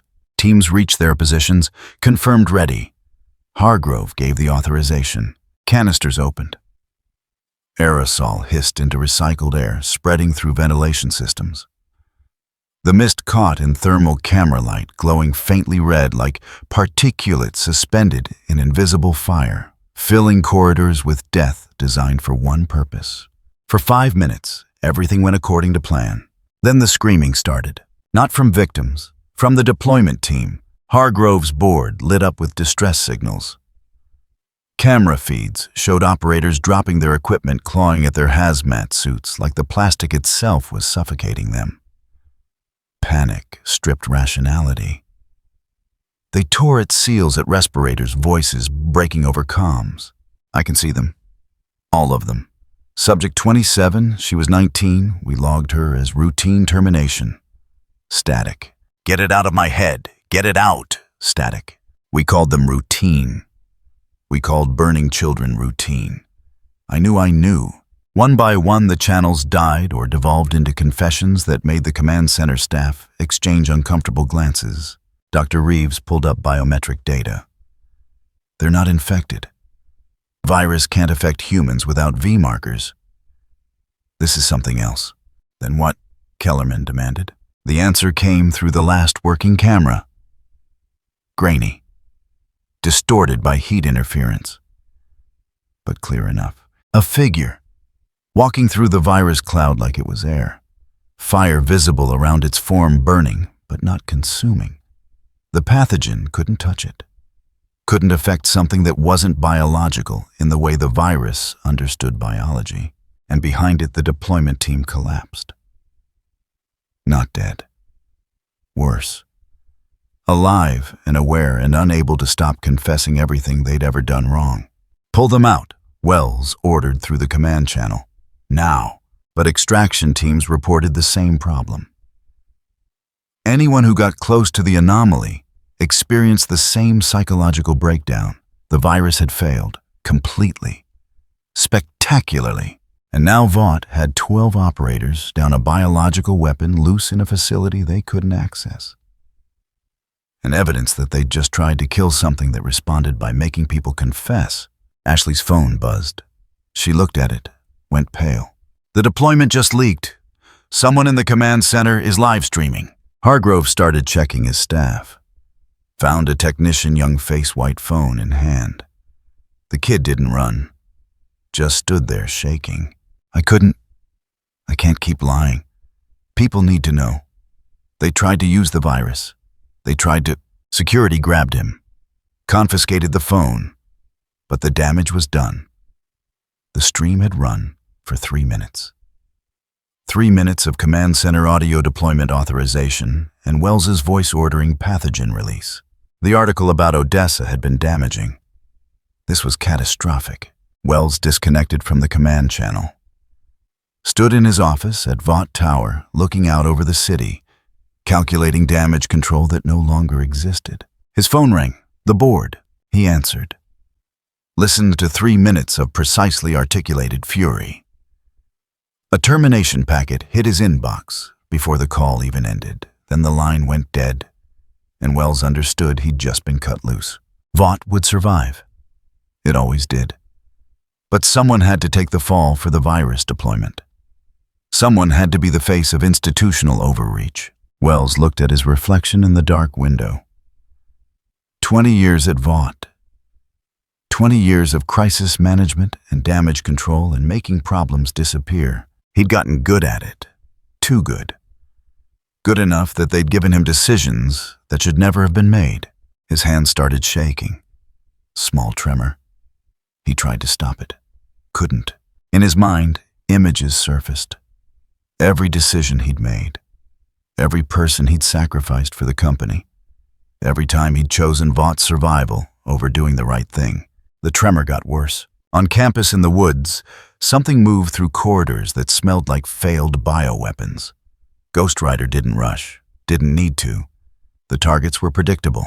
It found the first one in a storage room. Guard who'd been working at Godalkin since the 90s. Who'd escorted test subjects into the woods. Who'd heard screaming and filed reports marked routine. The guard saw it coming. Tried to run. Made it 15 feet before the psychological pressure hit. He stopped. Turned. Looked at fire-filled eyes that saw everything. I was just doing my job, the guard said, voice breaking. I was following orders.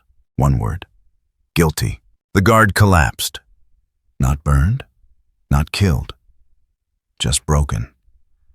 Left to live with every face he'd ignored. Every sound he'd pretended not to hear. Ghost Rider moved on. There were 6 more. 6 people still on campus who'd been part of the original Odessa team. Who'd survived decades by staying quiet and useful. It would find them all. Tonight, back in the command center, Hargrove made the decision no one wanted to make. Evacuate remaining personnel. Full campus shutdown. Nobody in or out until this is contained. We can't contain it, Reeves said quietly. We don't even know what it is. Then we seal it in and hope it stays sealed. But even as he gave the order, Hargrove knew it was pointless. Whatever this thing was, it had come for specific people, for specific crimes. Sealing it in just meant prolonging the inevitable. Ashley stood in the empty command center after everyone left. Her phone kept buzzing. Messages, calls, press requests, legal summons, the machinery of consequence spinning up. She thought about her career, the choices she'd made, the people she'd thrown under buses to protect the company, the lies she'd told so smoothly that sometimes she forgot they were lies. In her hands, her phone displayed the live stream replay. Wells's voice authorizing deployment, her own voice confirming team positions, all of it time-stamped, recorded, permanent. She started rehearsing excuses in her head. Standard crisis responses, plausible deniability, compartmentalization. But every lie crumbled before she finished forming it. The evidence was too complete, the damage too public. Her hand moved to her hair. Old reflex. She caught herself pulling at strands and forced her fingers down. She felt it then. Not pain, not fear. Just the weight of understanding that she'd spent years protecting an institution that was now going to feed her to lawyers and journalists to save itself. Ashley Barrett had built her entire identity around being indispensable, around being the one who fixed things. But some things couldn't be fixed, just exposed. She set her phone down, walked out of the command center, drove to her apartment in silence. And for the first time in 20 years, she didn't have a plan. On campus, Cypher sat in his office. The news played on every screen. Odessa, the bodies, the virus deployment, everything unraveling in real time. Godolkin's consciousness, wearing Doug Brightbill's face, processed the situation with clinical detachment. 60 years. He'd maintained control for 60 years, through scandals and investigations and reforms, through board changes and public pressure and staff turnover. He'd always survived by being patient, by outlasting opposition, by understanding that institutions valued stability over justice. But this was different. The evidence was physical. The confession was public. And something was hunting him. Something that couldn't be bought or threatened or controlled. For the first time since 1967, Thomas Godolkin felt something he'd almost forgotten. Fear, not of death. He'd escaped death, not of exposure. That had already happened. Fear of accountability, real accountability, the kind that couldn't be managed or deferred or transferred to someone else. He stood, walked to the window, looked out over the campus he'd built, the institution that had been his life's work, and understood that it was over. Not tonight, not tomorrow, but soon. The momentum was irreversible, the evidence too complete, the public attention too focused. Vought would cut him loose. The board would vote for his removal. Legal protections would evaporate, and whatever was in the woods would come for him. Godolkin pulled his phone, made a call, not to lawyers, not to Vought, to a private extraction service that specialized in making people disappear. He had maybe 48 hours before full collapse. 48 hours to prepare an exit strategy. There were exits on this campus that existed on no modern blueprint. Service tunnels from the 60s that predated current security. Routes he'd built specifically for emergencies like this. New identity, new location, new vessel if necessary. He'd done it before. He could do it again, as long as he could get off campus before the thing in the woods found him. 3 floors below, in corridors that had seen 60 years of suffering, Ghost Rider stood before the sealed door to Godolkin's preserved body. The chamber's alarms had stopped. The medical systems that kept Thomas Godolkin's original flesh alive were shutting down, one by one. Carefully, deliberately, not to kill, to wake. Because when final judgment came, Thomas Godolkin would face it in the body that had burned in 1967, in the flesh he'd tried to escape, in the form that remembered what it felt like to ignite test subjects and call it research.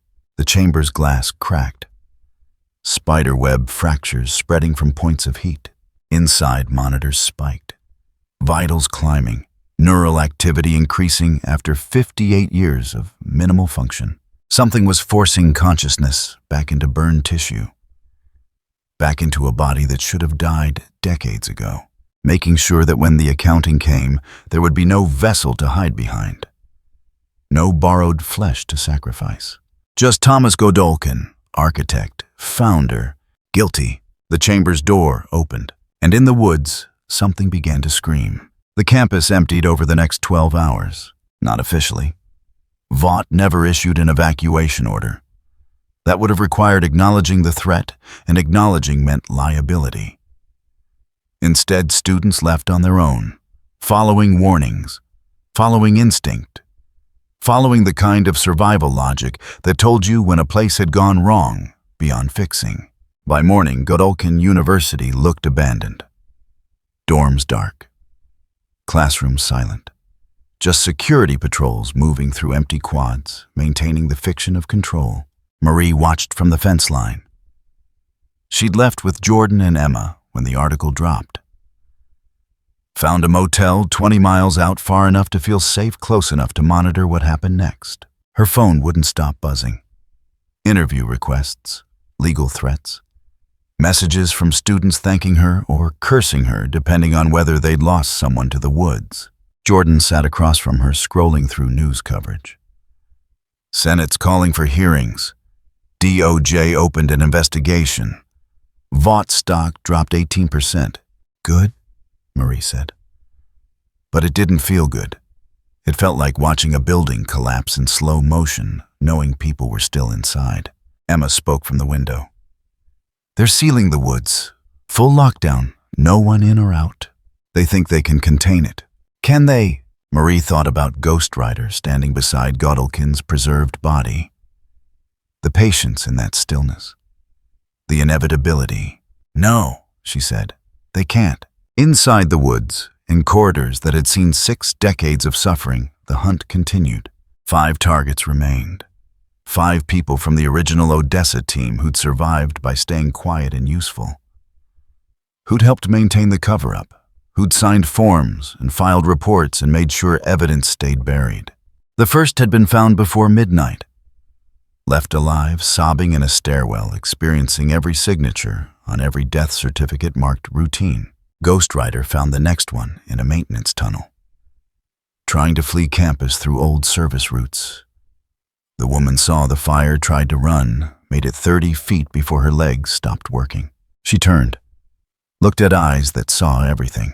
I was just administrative support, she said, voice breaking. I didn't make the decisions. I just processed paperwork. One word, complicit. The woman collapsed. Not burned. Not killed. Left to live with every signature, every file she'd marked routine, every scream she'd heard, and pretended not to notice. Ghost Rider moved on. 4 remained. In his office, Cypher felt the walls closing in. Not metaphorically. The building itself seemed to be contracting, temperature dropping, air pressure changing. The kind of atmospheric shift that preceded storms. Thomas Godolkin's consciousness, still wearing Doug Brightbill's face, made final preparations. The extraction team would arrive at 0200 hours. Helicopter pickup from the old athletics field. Private flight to Montreal. New documentation waiting. A vessel he'd been cultivating for months, just in case. All he had to do was survive the next 14 hours. He checked the security feeds. The woods was sealed. Multiple teams guarding access points. If the anomaly tried to leave, they'd see it coming. If Godolkin pulled up medical scans of his original body. The readings made no sense. Neural activity spiking. Vitals climbing to levels that should be impossible for tissue that damaged. Something was forcing life back into burned flesh, making sure he couldn't hide in borrowed skin forever. His hands shook. He forced them still. 60 years. 60 years of control, of patience, of surviving by being smarter than everyone trying to stop him. But this wasn't an investigator he could outlast. Wasn't a scandal he could manage. This was something that didn't care about institutional momentum or legal protections. This was accountability. Pure. Inevitable. For the first time since 1967, Thomas Godolkin considered that he might not survive the night. 3 floors below, Ghost Rider stood before the preservation chamber. The glass was cracked now, spiderweb fractures spreading from points where fire had scored the surface. Inside, Thomas Godolkin's original body was waking, 58 years of minimal function reversing. Brain activity climbing, respiratory system straining. A body that should have died in 1967 being forced to live again, not out of mercy, out of necessity, because judgment required presence, required the guilty to face consequences in the flesh that had committed the crimes. The chamber's door opened, not broken, unlocked. The preservation system shutting down one by one, carefully, deliberately. Inside eyelids that hadn't moved in decades began to flutter. Thomas Godolkin was coming home. At 0100 hours, campus security reported a breach in the woods perimeter. Hargrove watched the feeds from command. Something moving through sealed corridors. Not fast, not aggressive, just methodical, working through a list. The third target was a former lab technician, retired now, living in faculty housing on the edge of campus.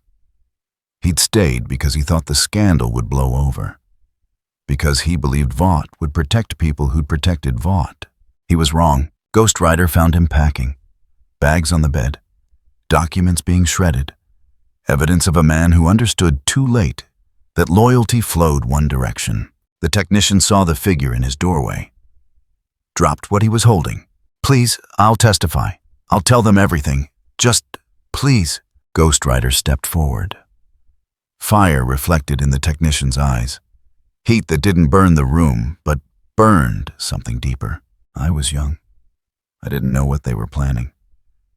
By the time I understood, I was too afraid to stop it. The pressure built. Not physical, psychological. The weight of every choice. Every moment he could have spoken and didn't. Every file he'd processed, knowing what it meant. Afraid. Not a question, not sympathy. Just acknowledgement that fear existed, that it explained, that it didn't excuse. The technician felt it then. Everything. Every subject, every test, every moment of pain he documented with clinical detachment. He screamed. Ghost Rider left him there, alive, aware, unable to forget. 2 remained. Marie's phone rang at 0130. Kate. She almost didn't answer. They hadn't spoken since the library. Since Kate had warned her about seeing truth whether you wanted it or not. "Marie."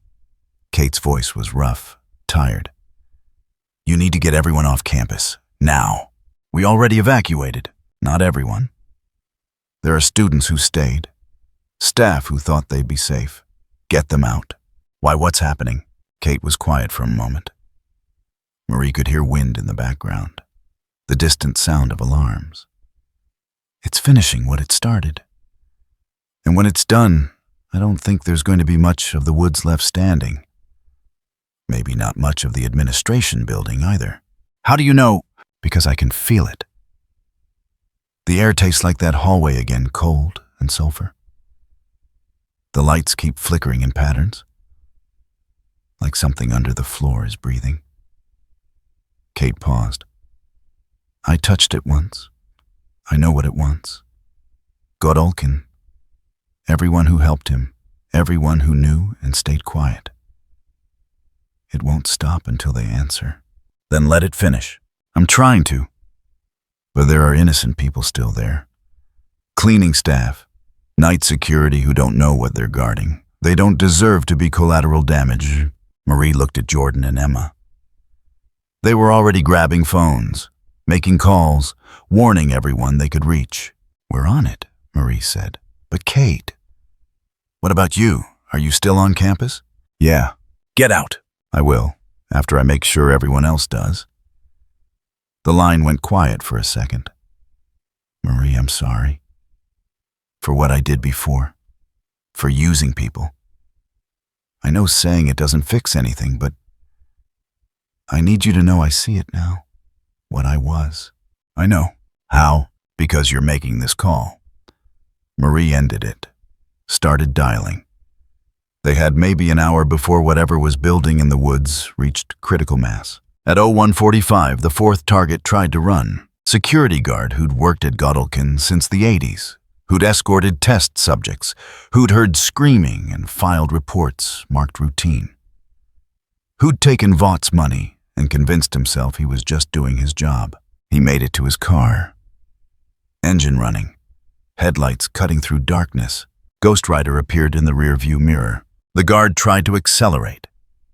Tires spun. The car didn't move, not stuck, just held. By force that didn't care about horsepower. The driver's door opened. Not pulled, just opened. Like the metal itself decided to comply. Ghost Rider looked at the guard. "I was following orders," the guard said, desperate. "I was following orders." Guilty. The guard experienced it all. Every face, every person he'd escorted, every sound he'd pretended not to hear. Decades of complicity compressed into one moment of understanding. He collapsed against the steering wheel, alive, broken, unable to run from himself anymore. One remained. Thomas Godolkin. At 01:50, Cypher left his office.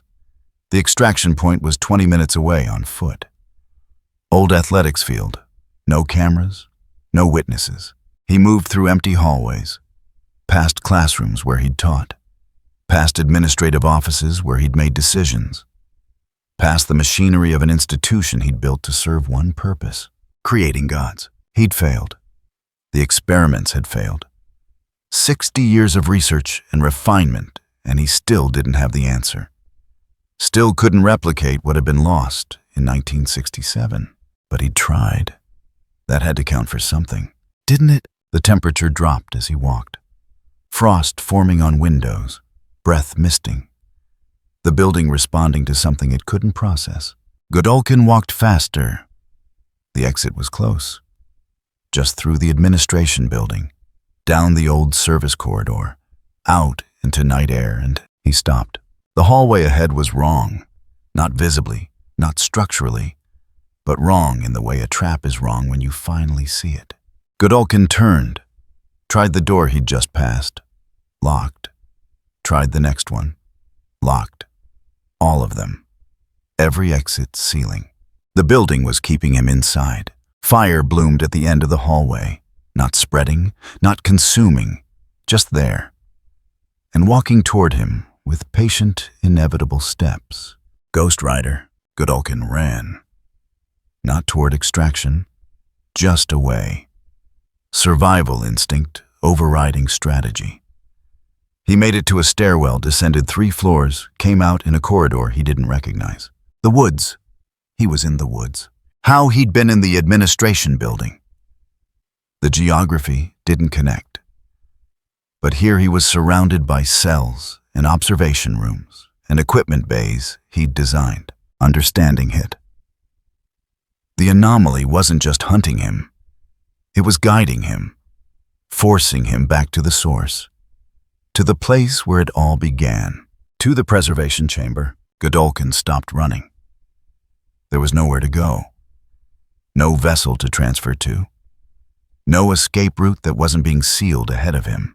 He walked, slowly, down corridors he knew better than anyone alive. Past rooms where experiments had failed. Past cells where subjects had burned. Back to November 1967. The chamber stood open. Glass cracked. Preservation systems dead.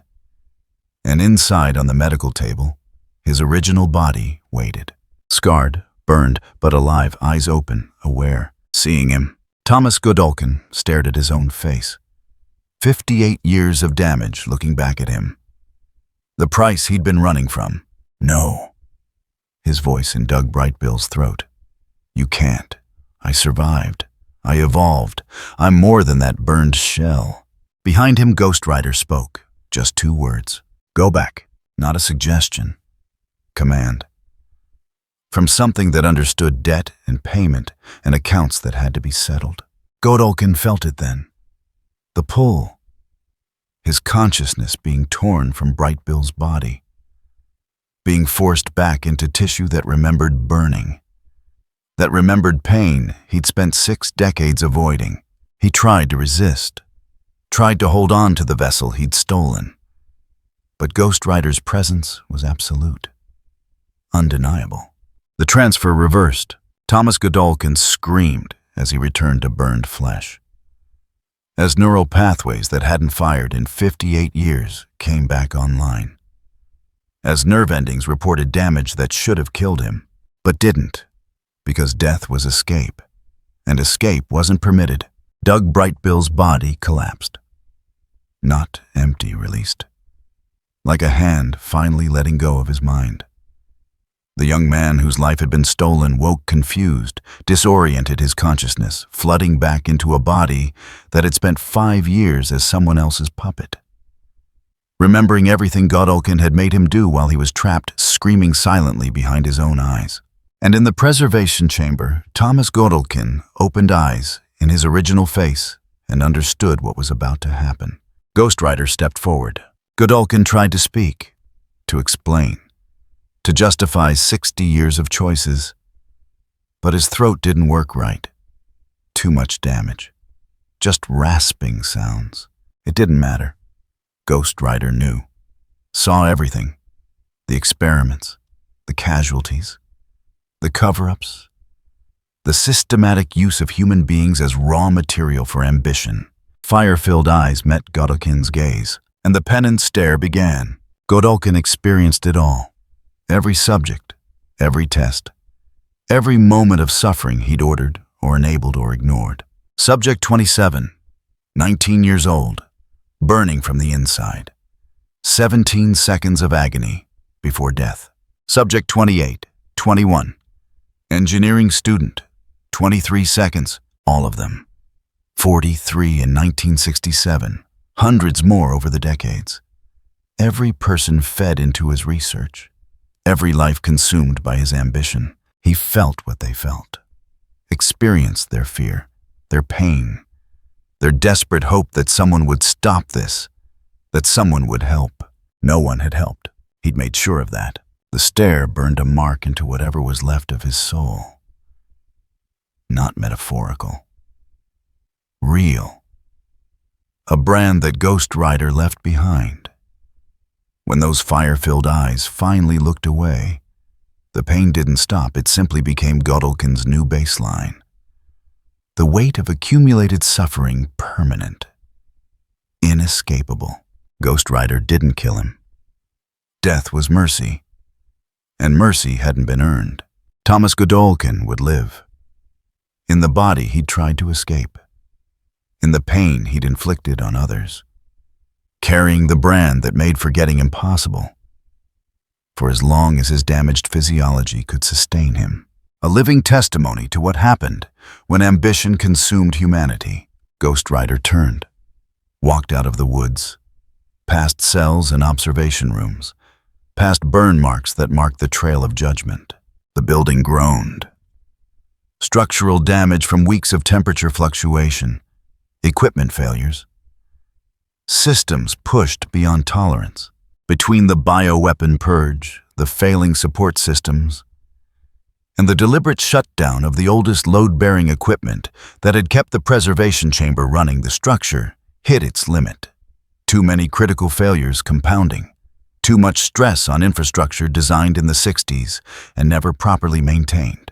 At 0200 hours, the wood's main support collapsed. Not explosively, just tired.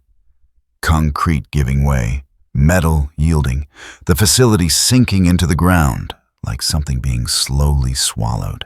Emergency crews arrived to find 3 floors of underground research space caved in, sealed, buried under tons of rubble that would take months to excavate. If they bothered trying, the evidence was already public, the bodies already documented. Digging up what remained served no purpose except satisfying curiosity about how bad it had been. Most people didn't want to know how bad it had been. By morning, the media was calling it structural failure. Deferred maintenance, Vaught's neglect catching up with him. Technically true, just not the whole truth. Marie watched the news coverage from the motel. The woods collapsed. Godolkin University closed pending investigation.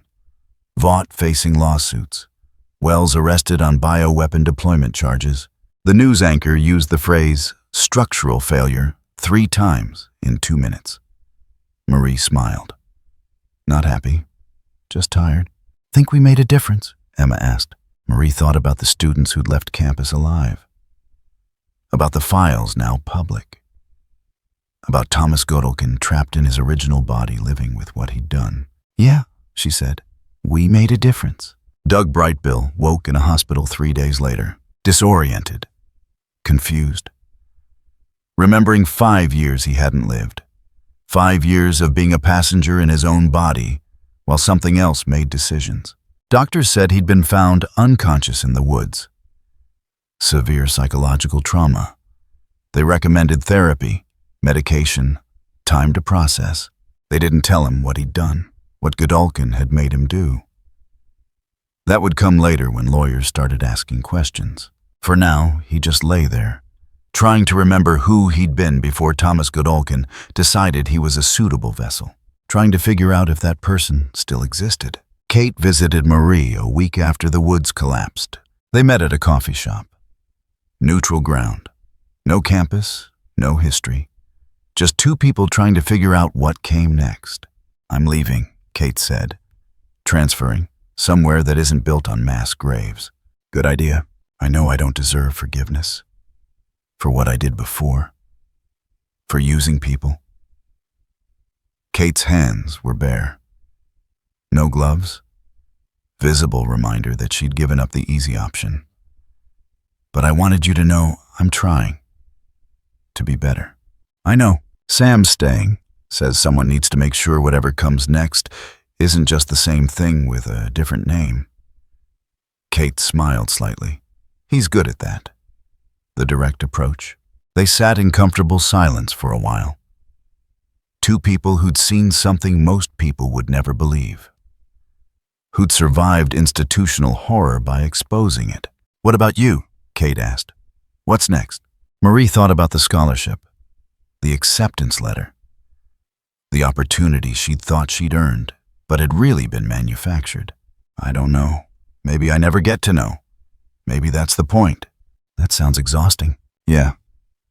Marie looked out the window. But it's honest. Kate left after an hour. They didn't make plans to meet again. Didn't exchange promises about staying in touch. Just acknowledged that they'd both changed and were trying to live with who they'd become. That was enough. Jordan and Emma found Marie later that day. Got an email, Jordan said. Class action lawsuit against Vought. They want us to testify. About what? Everything. The woods, Odessa, what they did to students. Lawyers think they can get a settlement that actually means something. Marie considered. Testifying meant reliving everything. Meant facing Vaught's legal team. Meant months of depositions and discovery and pressure to settle quietly. She looked at her phone. At the news still playing. Fire and Judgment had done their part. Now came the slower burning.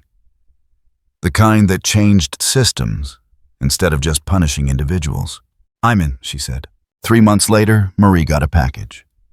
No return address. Inside was a photograph, black and white. The original Odessa team photo from 1967. 12 people standing in the laboratory. Thomas Godolkin in the center, and marked on the back in handwriting that looked like it had been burned into paper, paid. Marie stared at the photo. Recognized the finality in that single word. The hunt was over. The account settled. Whatever ghostwriter had been, whatever force had moved through Godolkin University demanding payment for 60 years of suffering, it was done. Gone, leaving behind consequences. Evidence. People who would have to live with what they'd done and what they'd failed to stop. Marie put the photo in a safe deposit box. Someday, when the lawsuits were settled and the investigations complete, she'd donate it to whatever archive kept records of institutional horror, so people would remember, so it couldn't happen again. So the 43 who died in 1967 and the hundreds who came after wouldn't be reduced to footnotes in Vaught's crisis management timeline. That was worth fighting for. Marie closed the box, walked out into daylight, started figuring out what her life looked like now that it was actually hers. No more manufactured paths. No more being someone's potential Odessa candidate. Just Marie Moreau, student, survivor, person trying to do better with the time she had left. It wasn't heroic, wasn't clean, wasn't the ending she would have written if she'd had a choice, but it was real. And real was something worth building on. Somewhere else, a chain scraped once across stone, fire-breathed, quiet, patient. On Earth, another institution signed another NDA. The cycle turned. If you enjoyed this video, don't forget to leave a like and subscribe to the channel, and be sure to turn on notification so you won't miss out future videos. Thank you for watching, and we will see you next time.